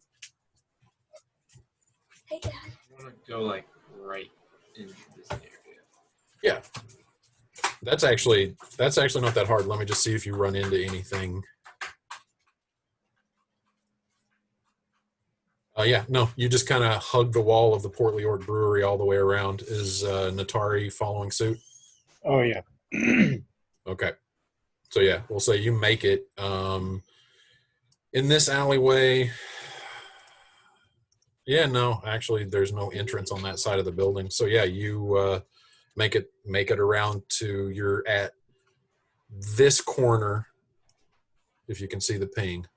You're at that corner, staring them down. Kind of down this alleyway, so you've got a view of Kuiper's Cooperage out that way. Oh, okay. Because the guards went there. Yep. And you guys will say, to just put it permanently on the map, are currently held out right there where that green box is. Okay? It's a good vantage point. All right, Natari, I have a plan. Oh, God. Every bad plan starts with, I got a plan. And the DM drinks. I need you to distract. I need you to distract the guardsmen so I can get into the cooperage. The plan is? You distract them, I get into the cooperage. The plan. That's the plan. Hard you got with the plan. I'm good later, just so you know. I knew this was a mistake. But they're already inside, right? Yeah, they went inside. So how am I supposed to? There are guards posted outside. Yeah, how do you suppose that I'm supposed to distract the two, and you're going to go inside with others in there? What is exactly? I don't know. I haven't thought that far ahead yet. I have 1/16 of a plan. Still pretty generous. It's more thought through than most of my plans. I think that's a ridiculous plan. Let's do it. What is Xanthion's alignment? I think he's like neutral good. Yeah, no, he's not. He's chaotic good. There is no way that this is a neutral character. Xanthion in his own way might be more chaotic than Petra. Is that possible? It's always the quiet ones. So you guys are, as you guys are discussing this, you do hear about it this point because of the time it took you to stealth your way around the Portly Orc. Oh no, it says it's lawful neutral. That's not that. We're going to change that. There is no way that Xanthion is a lawful character. Being around Petra has changed him. Chaotic good, chaotic neutral, whatever, but he is not a lawful character. Okay, it's my fault. Okay. So at about this point, as you guys are hammering out the details of this finely crafted master plan, you hear a commotion from up the alleyway again, and you see the guards that had gone in now exiting. It's probably been at this point about 15 minutes since they had gone in, because you needed to sneak around, and even though there wasn't anybody there, you were still stealthing, so it took you a while to make sure that your path was clear and everything. So about 15 minutes have passed at this point, and the guards are now exiting. So you see one lieutenant leading the way, not Iego Whitfoot, leading his 8 watchmen behind him. Are you guys doing anything? Because they're moving now. I'm waiting to see if I see Whitfoot. Okay. After the first 8 guards, led by a lieutenant, come out, you guys see the familiar form of Kuiper, the Dragonborn who had tested you alongside of Lowell Morngrim, led out in shackles, hands and feet bound in chains, and then followed behind by the other 2 sets of 8 guards, each led by a lieutenant. It is obvious that he has been placed under arrest.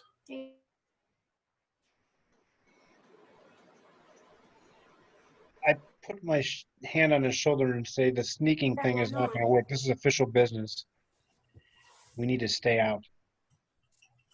See, that's a lawful character. Yeah, but he just hired us. We can go check the place out after they leave. Okay. Wow, that was easy. Has Xanthion ever been hard to talk into something? They do this, okay. I just jumped on an alligator last session. All right. So they are not coming your direction. They're going north from the Cooperage and then back between Portly Orc and Heisel House. Kind of the way that you had followed them through. They're just retracing their steps. What are you guys doing? After they leave, I want to sneak in. Okay. There are still guards posted at the Cooperage, just like there were when you guys got back into town. Hey, Natari, just say you need help at like the temple or something. I will distract them. I will tell them. Wait, how many doors and entrances are to this building? There are 3 entrances, one on the north face, one on the west face, one on the south face. Where are the guards at? Yeah, and each of the entrances are guarded. That's ridiculous. Why wouldn't they leave a door unguarded? So it's like they're trying to avoid exactly what we're trying to do. Can I roll for insight which one I can easily distract and go to that door?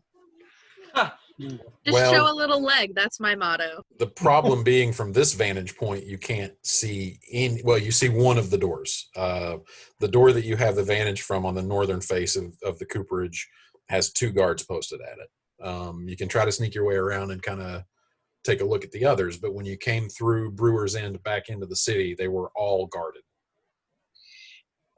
But did all of them have 2? Yeah, but then there were also guards patrolling all around Brewer's End. So if we go to the one door with the 2, can the others see us? The other door and the other guards? Mm-hmm.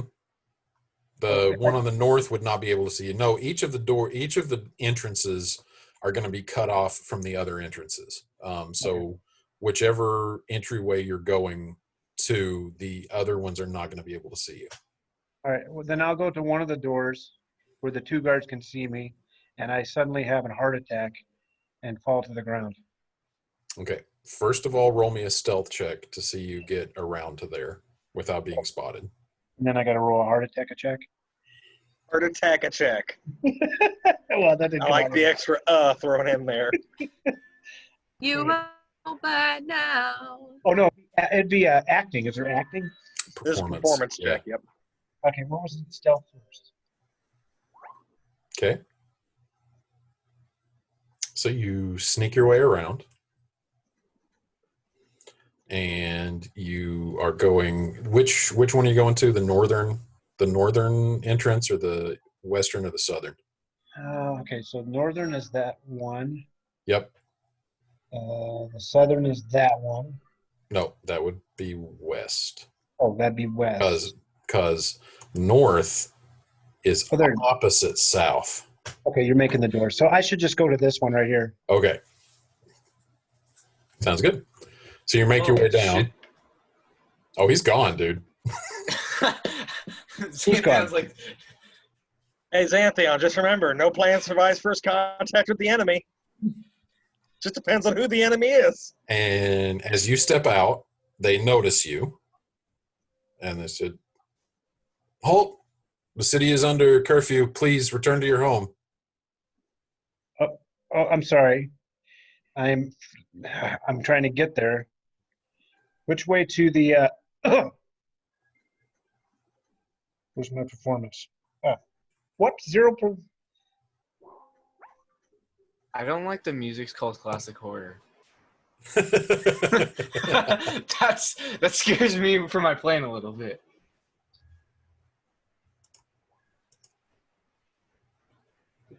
So you start faking your heart attack. One of the guards immediately runs up to help you. And the other one is like, "I think he's faking." I don't fake stuff. I'm an actor. Can I do a takedown, like a choke out on him? That one? Well, here we go, guys. Oh, no, wait. I'm trying to think exactly what Xanthion would do, and that's something he would do, but I also want to make a smart move. WWZD. I talk to the guard that's at me and tell him to grab the medicine out of my backpack that I needed immediately. Grab my aspirin. Which has not been invented yet.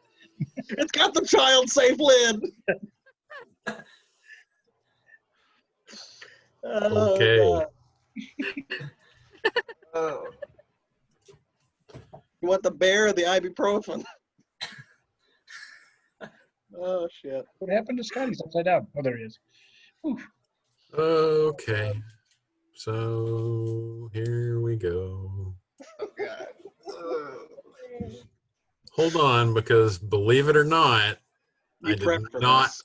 I did not have this battle map set up in anticipation of it going this way. So I'm having to do this on the fly.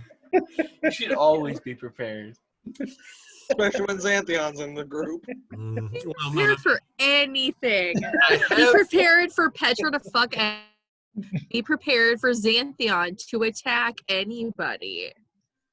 That's That's why Marlo How doesn't this talk. He is. just sits back and listens. And is like, "All right, when am I those are gonna the do two this?" constants. Judges sits back, listens, and just I judges. have the assets. I just didn't have this put together into an encounter map. So Gotta love it. Okay.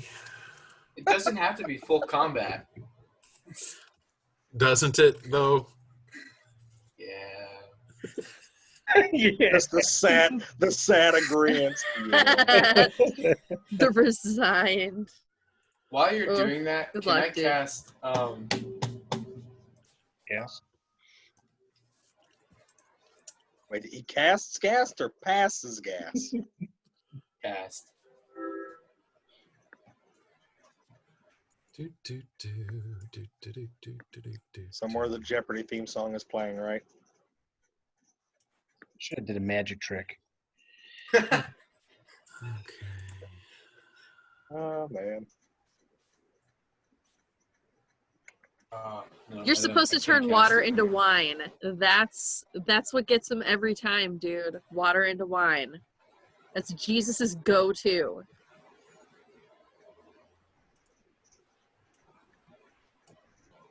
Take a page out of his book, Jam.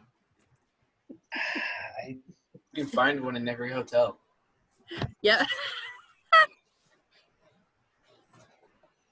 Don't literally take a page out, though. That's not nice to rip up books. Especially the Bible. Yeah, there might be a couple passages about that one. I like how we're just sitting here waiting for him to make a battle map. he's learned a valuable lesson. Always have one ready.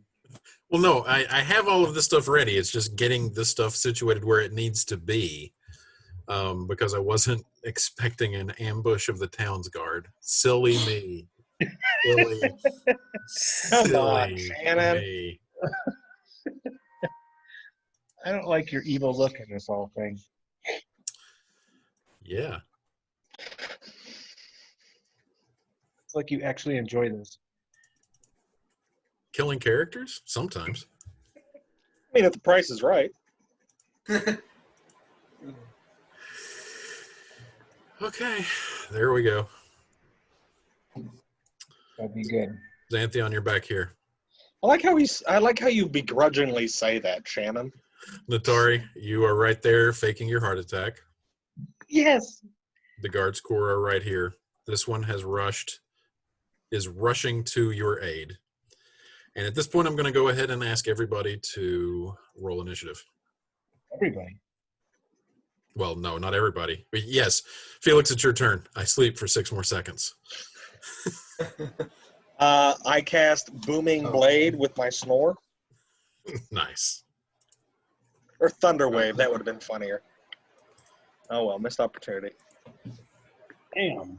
Oh, wow. Cloud kill with your night flatulence. Oh, shoot. Or Necrotic Shroud, however you want to put it. All right, so we got Logan with an 11. I didn't select my token. That's all right. I can put these in.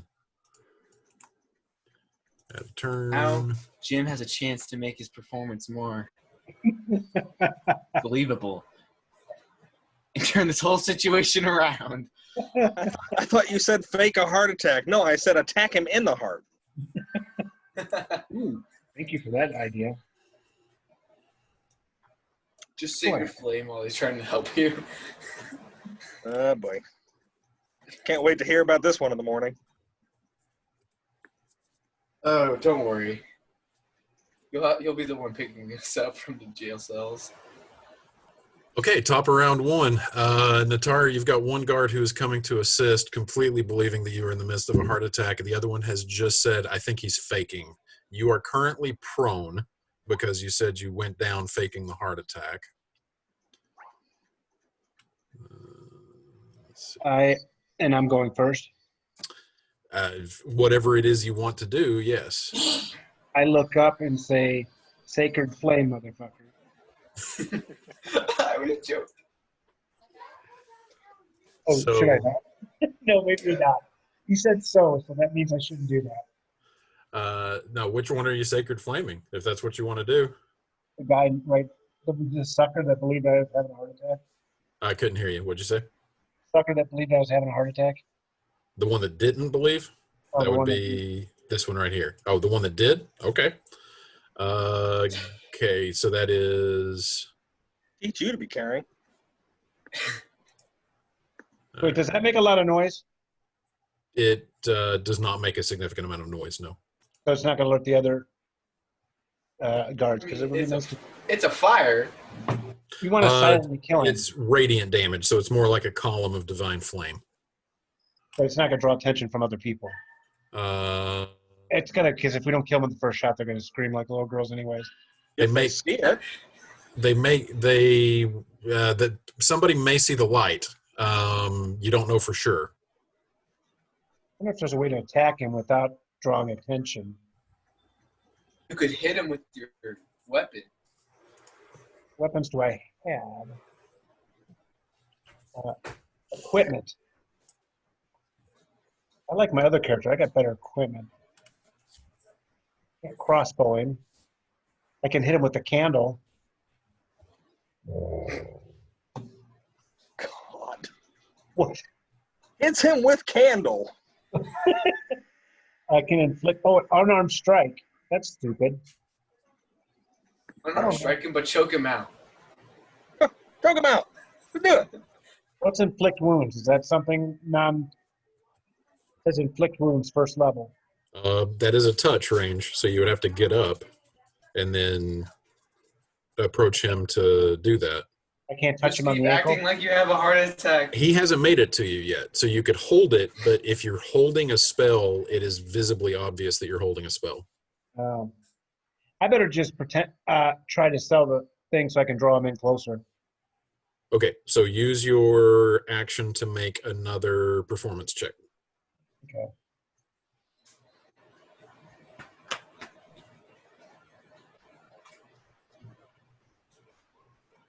Okay. And an insight check for the guard with advantage because he said, I think he's faking. All right. So you grab your chest and you're just like, oh, everything's getting dark. And then Serious this time. and he actually kind of stops and draws up short a little bit, and then he starts readying his spear.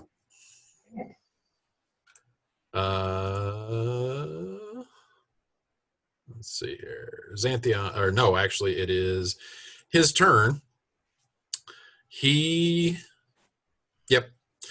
reaches down to his belt and he grabs a whistle and brings it up to his lips and he blows it.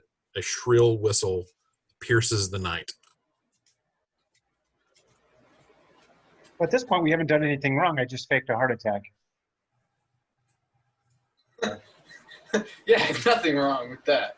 Just Xanthion, make a heart. it's your turn. Yeah.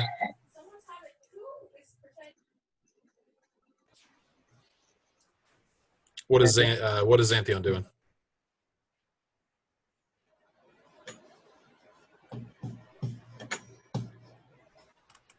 Thinking. Or he's got gas.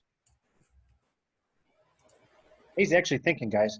All right, I need to know what Xanthion's doing. He's gonna run as far as he can, and Way? that way. 30. Wait. He does this all the time.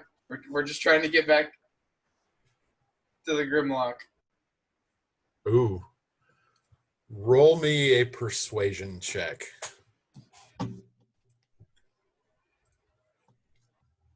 Talk our way out of a battle. If it works,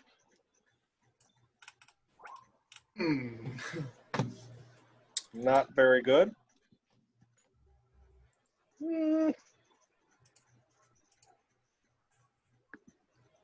But strangely enough, Yes. beat both of them. They see you come running around the corner, immediately dropping their spears and starting to go for crossbows. But as you come around the corner saying, wait, he I was does about this to die. time, the one in front who now has been turned on, the one that blew the whistle, that was turned on to the fact that he was faking, says, he does what all the time?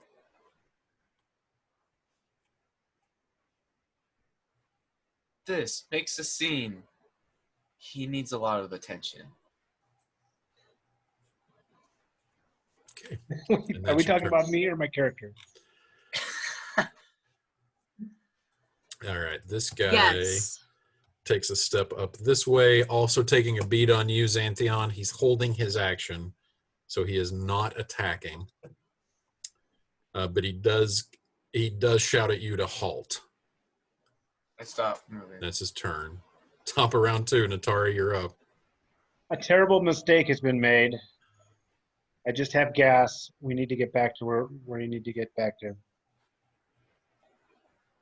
Roll me a persuasion check. Woo. At 'Cause you're going from- disadvantage. You're going from 100 to 0 real quick here. Oh no, but persuasion, I can roll persuasion. Yeah, this one's at disadvantage, though. So go ahead and roll again. Okay, so 6. What? All right, so let's see here. Like I was going to get lower than the 6. 30, that guy comes around the corner there. Draws a bead on Jim.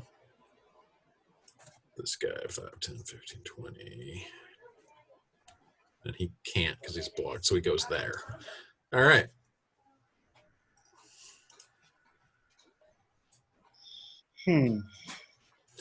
Xanthion, you're up. Just let me take him back to the Grizzled Grimlock and put him to bed. I'm drinking too much. Give me one more persuasion check.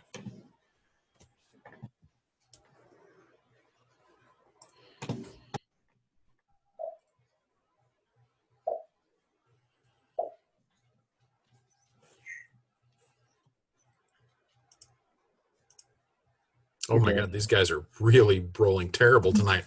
Like, Yes! they both still keeping their crossbows trained on you. It's like, get your friend out of here and go home. Deal. Deal. Yes, officer. Okay, now we go to the Guards Corp and see what's up there. Jesus. We do Well, what? If one plan goes south, you just got to try the other one. Guards Corps. Felix is going to be very happy. You to wake gotta up try the North plan if the other one goes south. Just Guards do the Corps. way. Failed At this plan point, B. we're out of initiative. We're gonna say we're out of combat at this point. Miraculously, no one actually attacked anyone. Not sure how that happened, but shortest combat in history. There's a big fight. After that whistle blew, there are Guards Corps converging on your location from all over Brewer's End. I mean, they're just kind of coming out from everywhere. So there are, I would say, hold on. That was your distraction you needed. Hey, Shan. Shan.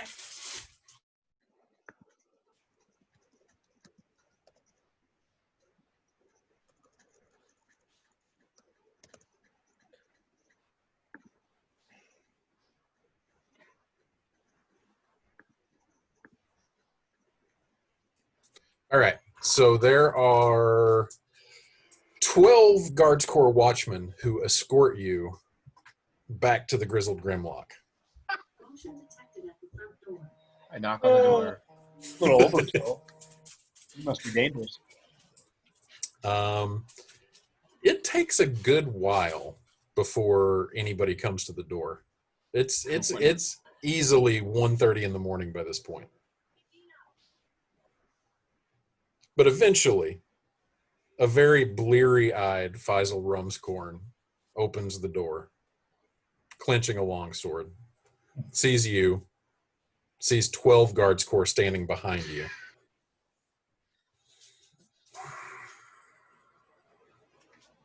Believe it or not, this wasn't my fault. It's your plan. Never mind, it was my fault. And you guys make it back to the Grizzled Grimlock with all of your hit points intact. Surprisingly. Okay. Lord have mercy. The door is barred behind you. Faisal just looks you over as he slides the crossbar in, bracing the door again behind you. He's like, go to bed.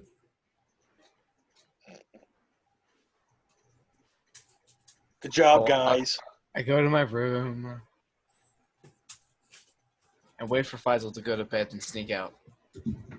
How long do you wait? Like 3 hours. Oh my God. Roll me a Constitution saving throw. That's bordering on 24 hours without sleep.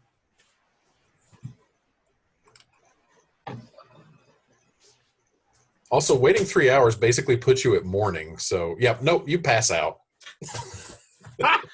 I imagine he's like the stubborn kid. He's like, no, I'm not going to go to bed. I don't. Yep. It's past I'm not his tired. bedtime. Yep. That is exactly what Out of happens. curiosity, how long would I have had to wait? So, moving on. Magician never gives a secret. Jim, is Natari bedded down for the night? Well, since we had a close call, I think I'm just going to bed and count my A blessings. long rest comes to anybody who needs it. Oh, hallelujah. Long rests all around. Hallelujah. Hallelujah. Is Petra Morning able comes. to convince either of the guards to come up to her room with her? Yeah, that's not going to take a check. Yes. Oh, okay. Hooray! If you want to make a persuasion check with disadvantage to see if they both want to come up with you, you yes! Of course. Do So- not want to know what's going on. can. It's a disadvantage, so give me another one. Right.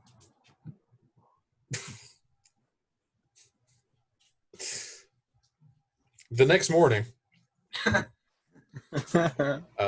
some of you sleep in more than others. Emma and Foss would be the first ones up. Felix would also be one of the first ones up, and Morlow. So morning comes to Elmswain. An overcast morning, a light rain has rolled into the area in the early mornings hours. Not a drenching downpour, just that annoying kind of mist that just makes you soggy if you're out in it for too long. Yeah. What tool is it to hire my bike?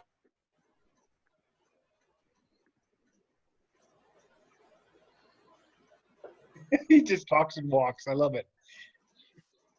I've got time to stop. So just kind of a yucky day outside. From the course of, we'll say, most of you who didn't stay up late are up and about by, early morning, 7, 8 o'clock. Those of you who were up late for various reasons, so Petra, Xanthion, and Natari sleep in a bit. But the morning is yours. Those of you who are awake, is there anything that you're wanting to do? I need to bathe. Okay. There is a bath at the Grizzled Grimlock, so you can have a bath there if you want, or you can go to a bathhouse. Yeah, Felix has money. Fuck it. I'm going to the bathhouse. Okay. Wait, So what happens in the bathhouse? I'm going. you're still asleep. You didn't crash until about 1:30, 2 o'clock, so Natari's going to be sleeping in. Night, night. I miss everything. Yeah, so Felix is off to the bathhouse. At this point, you've got the lay of the land enough to know that Purity's House of Cleansing is the most well-known of the bathhouses in town. Is it bad enough that I feel like Felix would walk out to the bathhouse like the character from Mulan? Like the oh God, what's it? The secretary dude. He walks out to the pond. He's got his loofah on a stick and he's wearing his bath towel. Nice. Yep. Okay. So I had to make the joke. You head to Purity's House of Cleansing. Anybody else doing anything in the morning? Dad, the bed's here. Oh, take 5, guys. Your bed's Okay. here. Thank you, 5. Thank you, 5. Thank you, bed. That's odd. Your bed is here. Don't forget about the train pickup. I like how there's only one thing that can stop Xantheon, and that is the slow march of time. 12 guards course escort you to the Grizzle Grimlock. Okay, the door is barred. Okay, I wait till I can sneak out again. It was past his bedtime, man. It was past his bedtime. How old is Xantheon? I think I have him set at like 19 or 18. Oh, He's for a second there, I thought you really said 90. He's a baby. He's really young for a half elf. He's a baby. He's like 12. Well, 8. I think in D&D terms, half elves age, or they mature, I should say. Half elves mature, I think, at the rate of the human race. Yeah. But they have the extra longevity from the elven.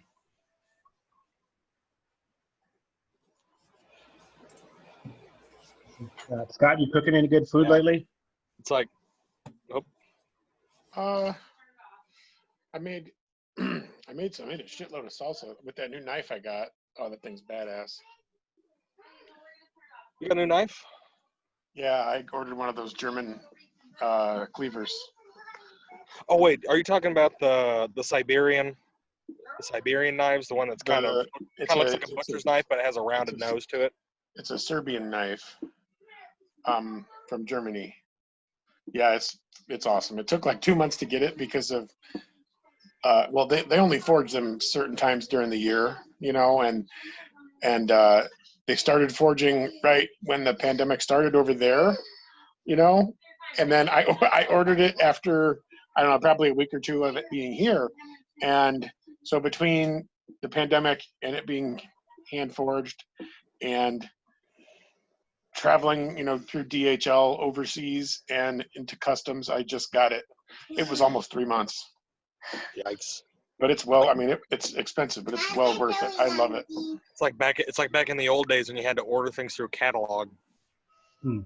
Yeah, kind of like that. God, It's really nice. It's very heavy, but it's well balanced, and it's awesome. It's as awesome as it looks in the pictures. God, I can still remember after Thanksgiving just combing through catalogs and cutting out things for Christmas gifts. Oh yeah, you're showing your age. Yeah, the old mailing catalogs. Man, that was also back when Sears was still a thing.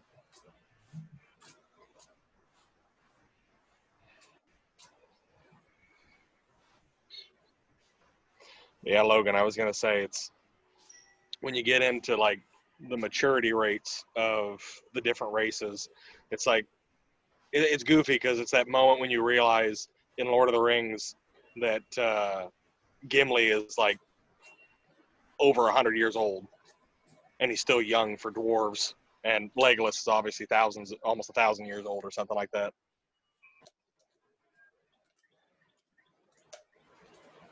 Dominique heard those names. We've been playing Lego Lord of the Rings, and she comes running over like, I know those guys. So good. Which one's your favorite? Raising them right. Who do you like the best? I like Dominique. Oh, and she also made her own. She likes Dominique the best. We all like Dominique the best. She made her own elven character. Of course. Dominique. So she's been playing as Dominique for the last few levels, but it's a lot of fun. Papa, look at this.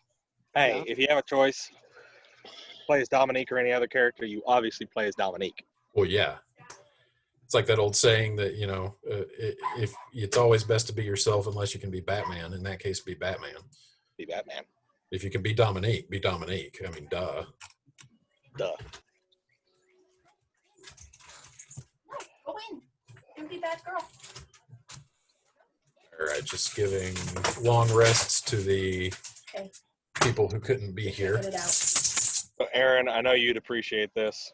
There was a D&D comic strip that I saw, and it was like the typical bard, and they're in the tavern, and it's like, oh, another round, barkeep, and then the next frame is the barkeep walking into a bedroom with his daughters with the bard. It's like, oh, my daughters, and then the DMs in the next panel like, okay, I'm gonna fix this, and then it's an orc barkeep, and then the next panel it's the same bard in bed with the orcs. It's like, God damn it, not again. I love it. Yeah. Hit me. Small child. All right, so We will. All right, so Felix is up and out early, heading for the bathhouse. Is there anything anybody else is doing that is conscious? So that actually would be, with the players that we have here, that would be Morlo. Is Morlo doing anything? No, I was just taking a long rest because I haven't rested in a long time. So you're just going to sleep in? Sleeping in. Sounds like a plan, man. All right, so Christian, Felix is up and out the earliest, but that doesn't necessarily mean particularly early because it was still a relatively intense day yesterday. So you did sleep in a little while. So we'll say it's probably about 8 or 9 o'clock.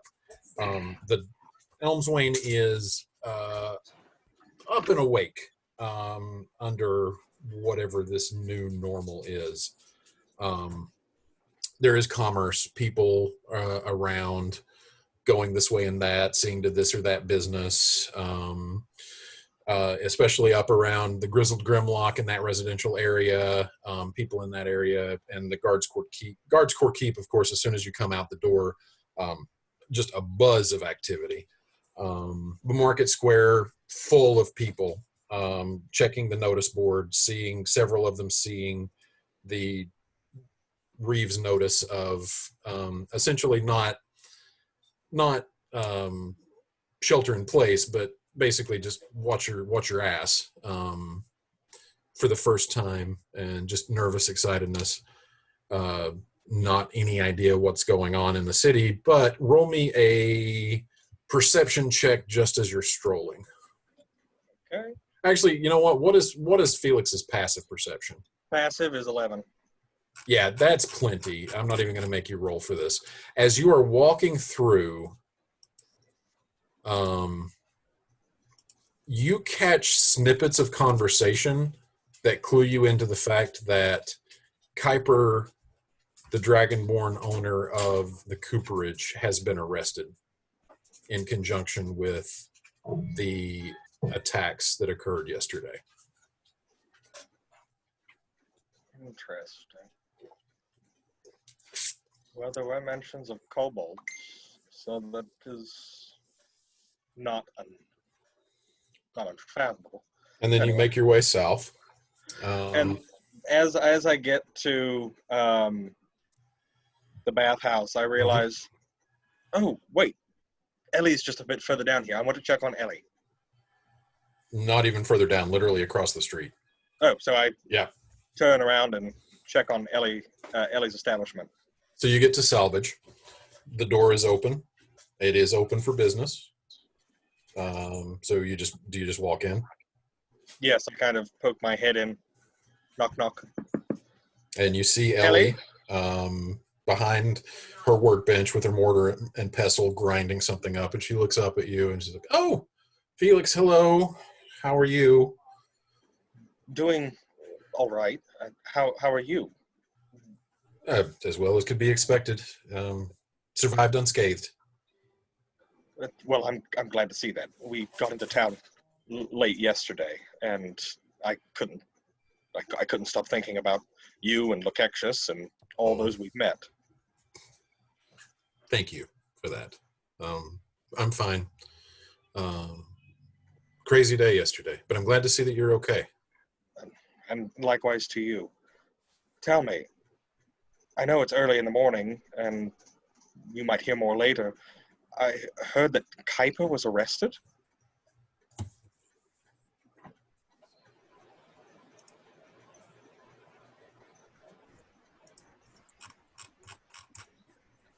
Really?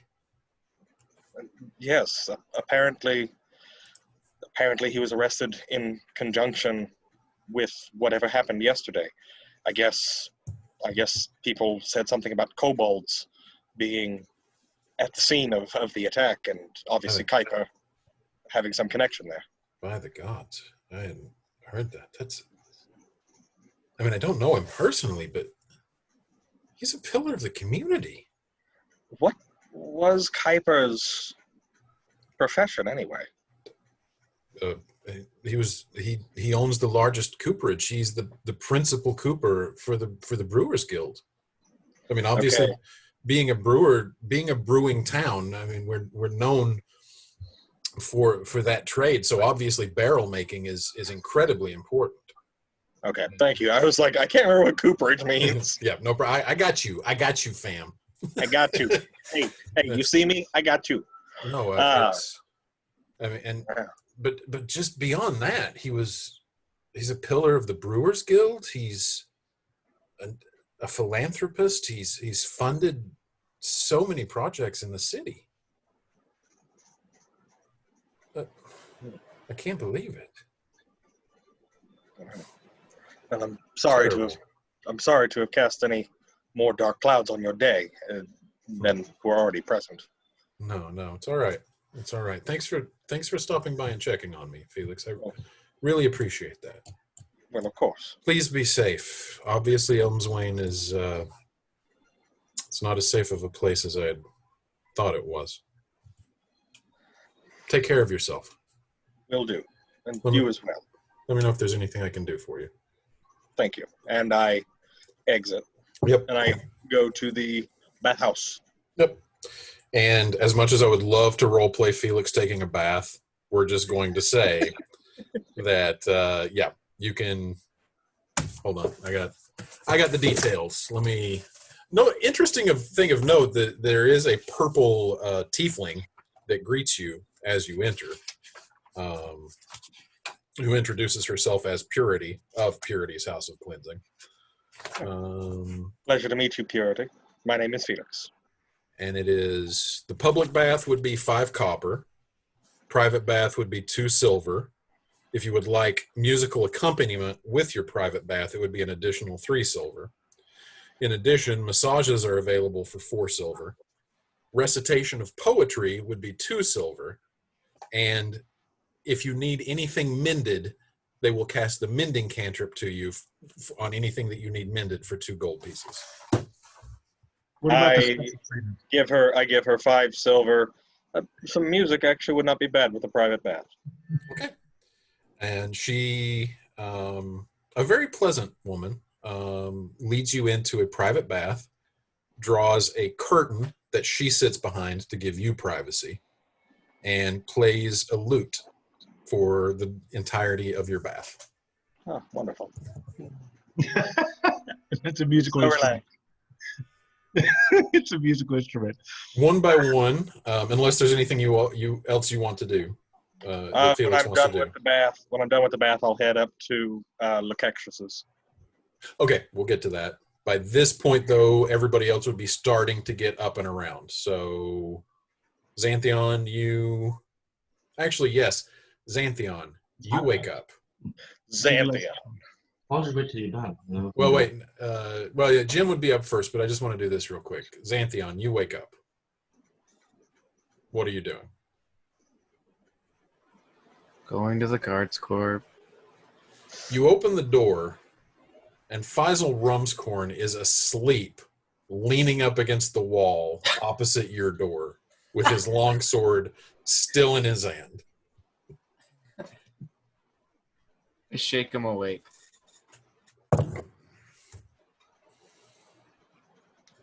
You are trouble, son. Did you really sleep out here? Apparently.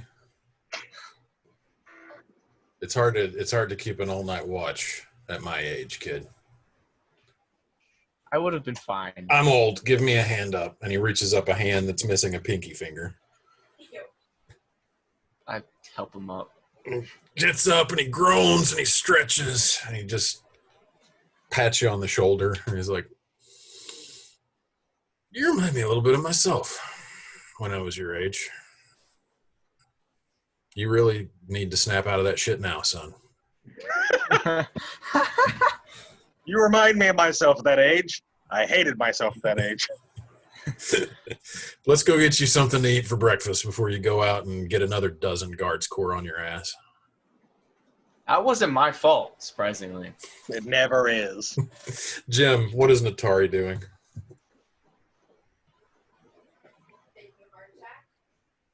Arguing with his son. No, That's all right. Is there anything that you want Natari to be doing this morning? Yeah. Okay, cool. Got it. Petra, you wake up in a tangle of limbs. Yeah. And it's that awkward morning after where it's like, oh, Who are you?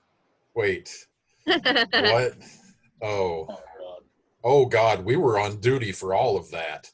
Yeah, congrats. You got paid for all of that. And they You're welcome. hurriedly put their armor on and leave. You're welcome. You got paid for that. I'd like a commission, please. Okay, next time. Bye. Xanthion, 2 guards, hastily dressed, come running past you and Faisal Rumscorn down the hallway and bolt out of the Grizzled Grimlock. I look at Faisal, I'm like, if you thought I was in trouble last night, imagine how much trouble they're about to be in. Fair point. Okay, so to move it along just a bit, is there anything that anybody wants to be doing? Just a grand entrance from Petra. Just, kicking down her bedroom door and Nice. sauntering down the stairs. So breakfast is available. Yeah. To anybody who wants it. And 1 meal is included with the price of your room. So, yeah.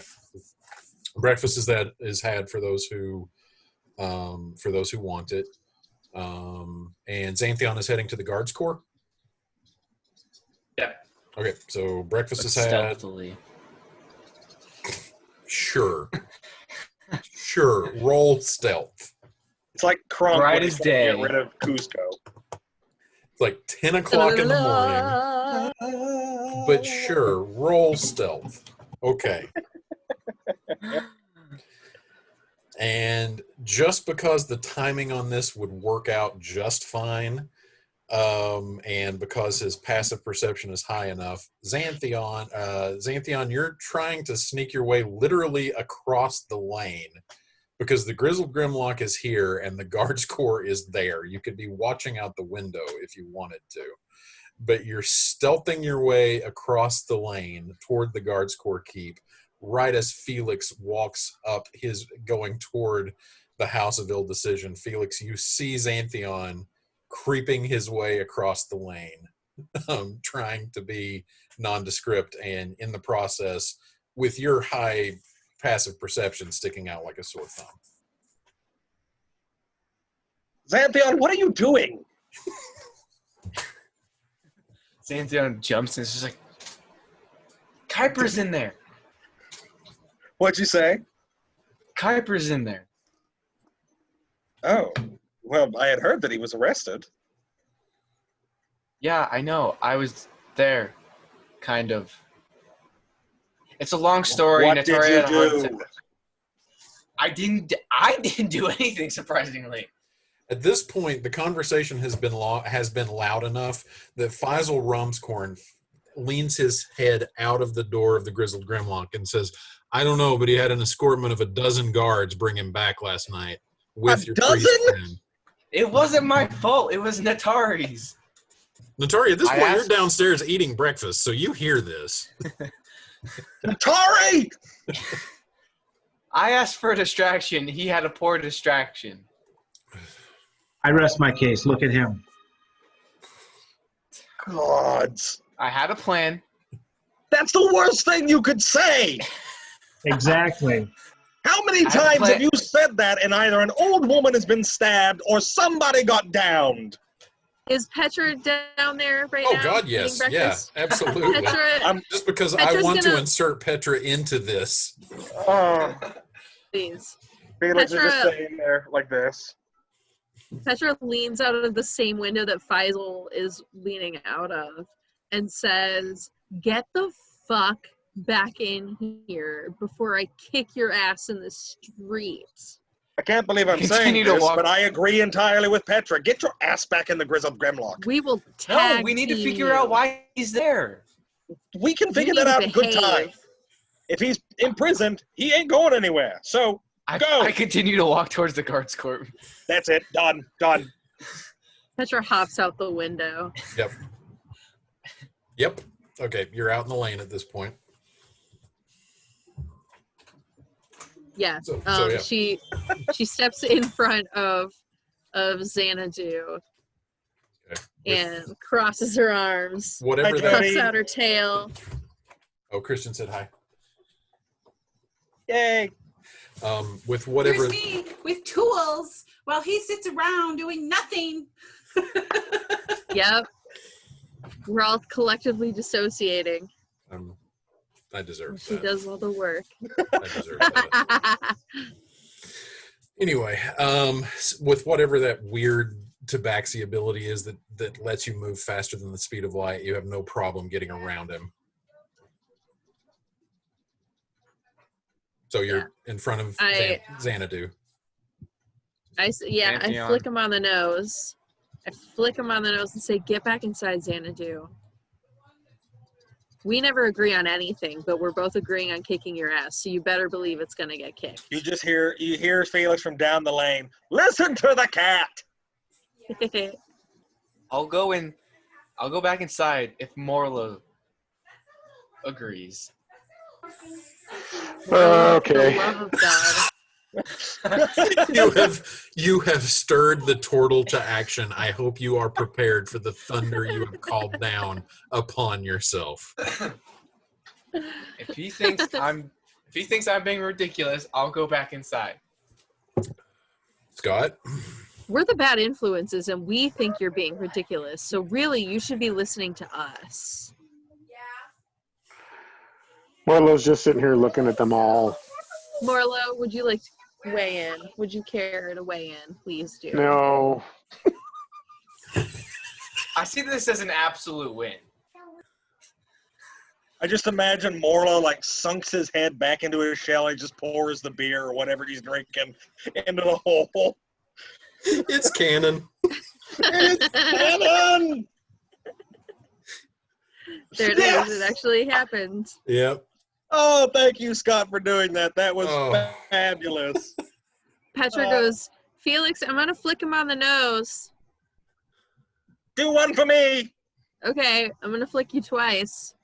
Or you better get back inside. It's going to be totally humiliating. You hear from behind you at this point, "What are you doing?"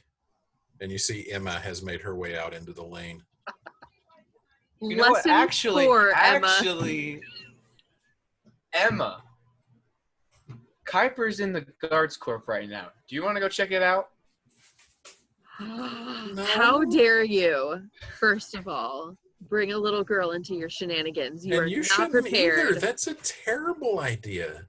Why does everyone think this is a bad idea? You stab at Yes, it is. everyone. A 6-year-old agrees. See? Now, I'm gonna flick you. You better get back inside. I'm doing the non-violent approach. This is not violent for me. I will flick you. Right on the snoot. Gonna boop it. Come inside, Xantheon. Actually, no. Here, come with me. And she reaches up and she grabs your hand. It's like, I need to go buy a whole bunch of incense. Come on. And starts dragging you down the lane. Yeah, the 6-year-old can babysit you. Get out of here. I trust her more than I trust you. Yeah. I'm going to summon a friend. Let's go. Come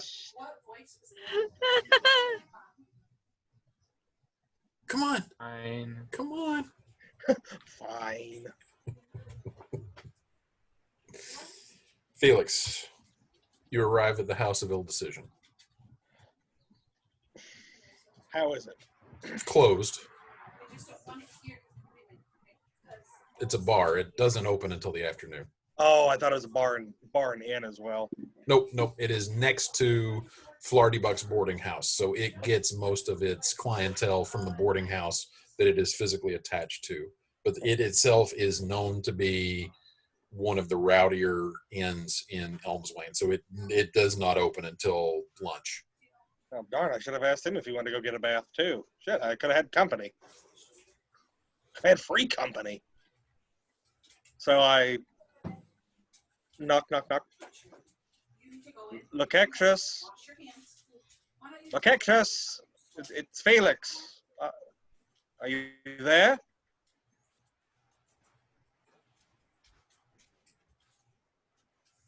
I take it that's your way of saying no answer. Roll me an insight check. Shit. Let me see here. Come on. Work for me. Will it work? No. No, don't roll twice. No, roll. Woo! 18. Yeah. You remember in the note from him from the previous day, he did mention if you're going to be coming by in the morning hours, to knock loudly. All right. So Felix cracks his knuckles. Boom! Yep. Yeah, what's up, buddy? Could we take a part in the bed? Soon. And could we do a fire when you're done? I'd be fine with that. The fire. Yeah, sure. Do you want to go and get it like put together? Cool. Dean looks hungry. About 2-3 minutes pass. Then the door swings open. He's wearing a bed sheet as a kilt. Yeah. I'm sorry to wake you. This had better be important. Mind if I come in? He just gives you a hug. I get back. Does the bed sheet fall? No. No. Okay. No. Just don't break the hug. And it's like, well, this just got awkward. Roll for awkward hug. Only for you. Well, I just went to the public bath. I would, if I had known you were still asleep, I would have invited you. No, it's fine. Oh, you missed a show yesterday, brother. Come in. So I follow. Closes the door behind you. Heads immediately to the bar because he's up far too early, and sets up a couple of drinks and pours out a couple of shots. Slides one across to you. You missed the social event of the season yesterday, brother. Let me tell you. That's what I heard. You got into town. Oh God, it would have been about 8 o'clock. Oh yeah, you missed the entire thing. Let me tell you, you could have seen Lady Undine in action.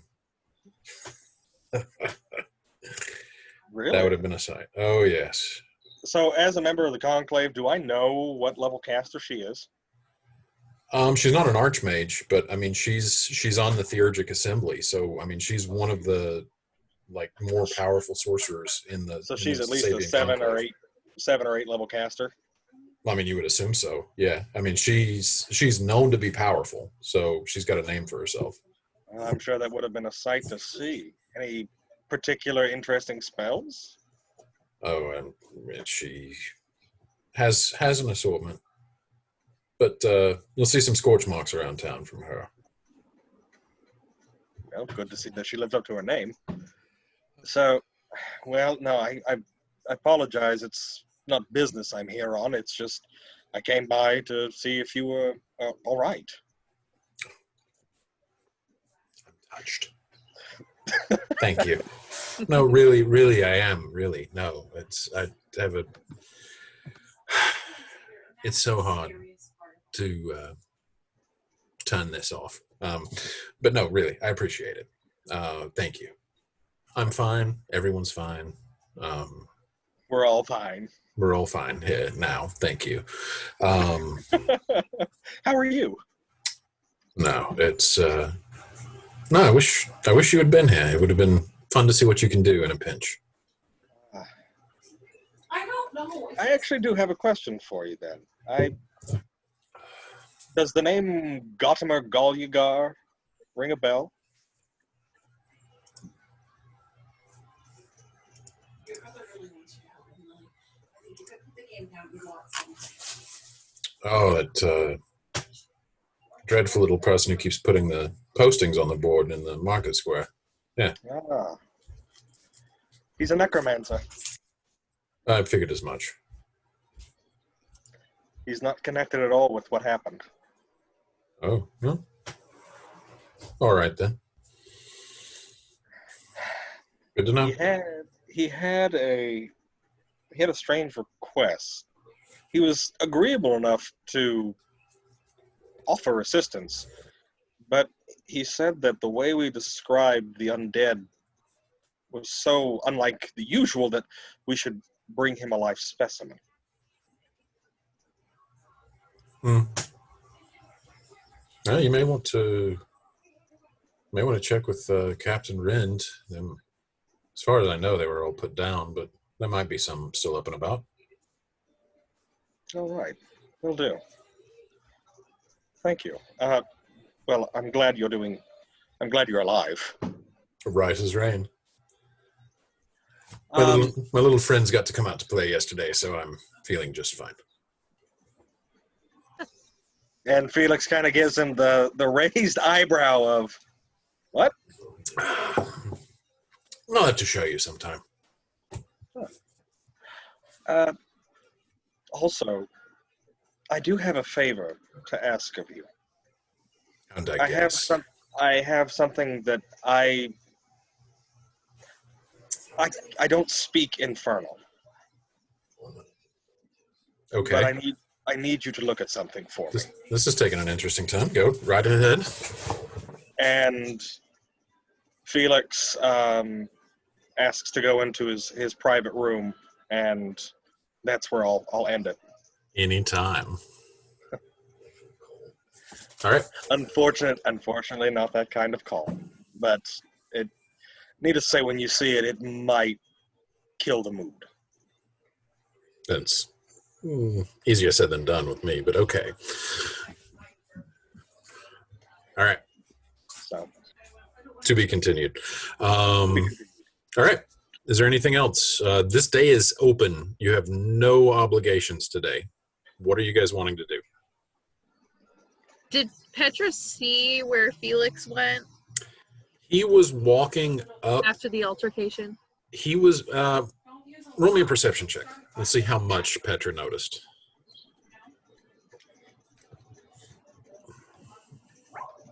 Yes, he was headed toward, he was heading out of Old Town into Northern Haymarket.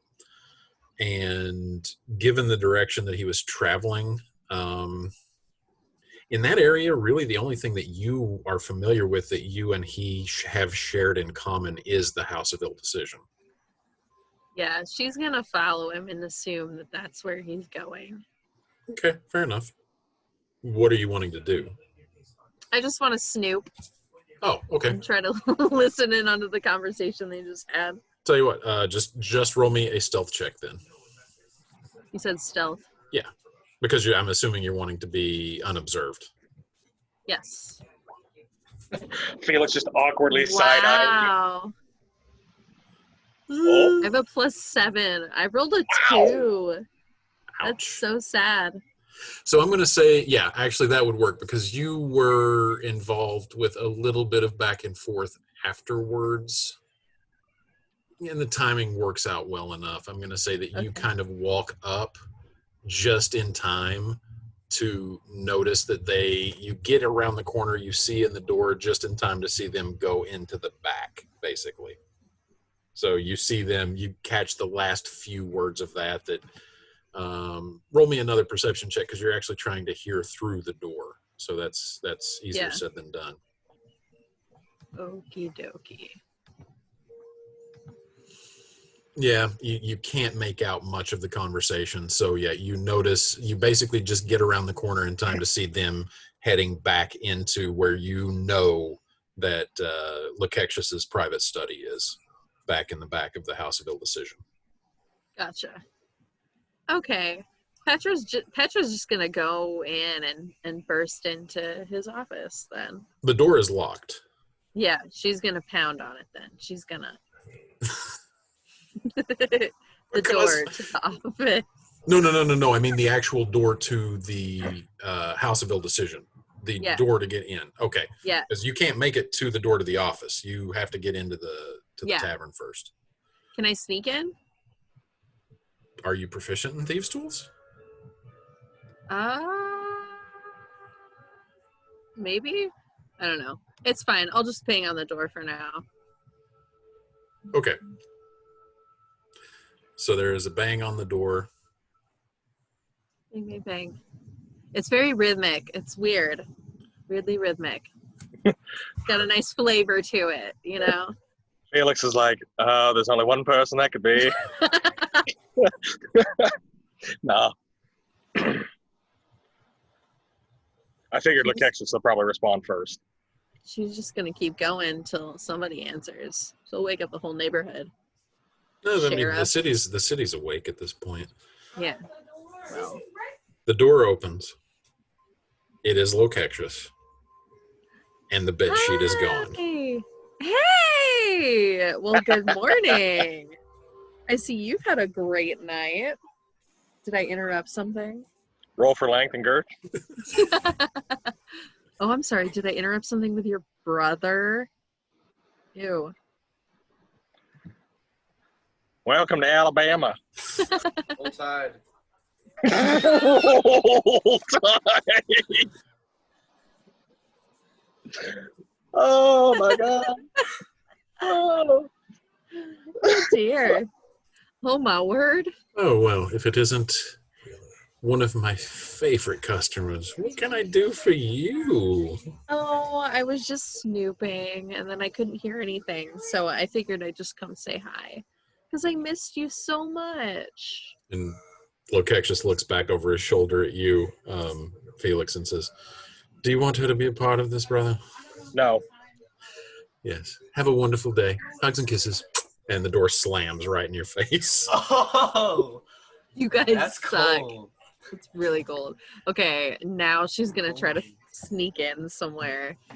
Open windows? Anything? Roll a perception check. Or actually, no, you're casing the joint, so roll an investigation check. Okay. Yep. You look this place over exceptionally well, and it is locked up tight as a drum. Shit. That sucks. All right, well, I'm out of ideas. I'll just pout on the front steps. Are there steps there? The entrance. Antion's never out of ideas. Bad ideas. So, Hey, yep, my Xanthion, plans while this always is work. going on, Emma drags you to Salvage Apothecary. And you have to sit there babysitting while she purchases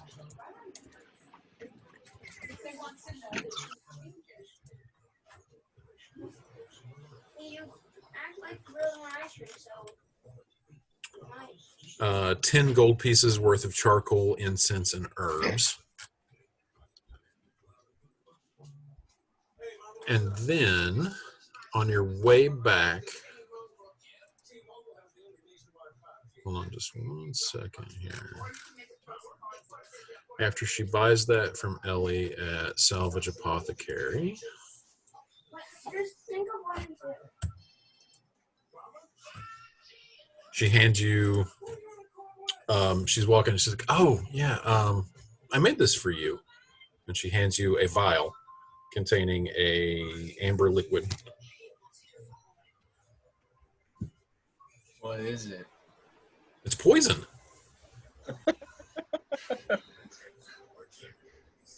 Only Ellie Hoffbauer could get away with handing someone poison with No. Emma says that. Oh, okay. Emma too. Emma. Yeah. Why? Because you stab everything. Picked a number for each of them. One of the numbers. Yeah, usually that's a problem for people. Like, I don't judge. You literally just judged a few minutes ago. buddy, it's gonna be. Well, no, I just needed to go get incense, and I need a guardian because I'm a child. Can we go to the guards Or we corp can now? get ice cream and lunch. Can we do what? Go to the guards corp now. What do you want to do there? Movie and ice cream. I want to see why Kuiper's in trouble. That's what a pro. Okay, let's go. And she Most- leads you down the lane. The most sound And logic 60-year-old. that is going to be where we pick it up next session, guys. I love all of you so very much. Everybody take 300 experience points for surviving. 300. Yep. Everybody take Big 300. number. 300. Yep. Feel generous. No. You guys made it through quite a few challenges in this session. Yeah. And a combat. The shortest non-violent combat ever. Dude, simply the fact that they got through that without any blood being drawn is insane.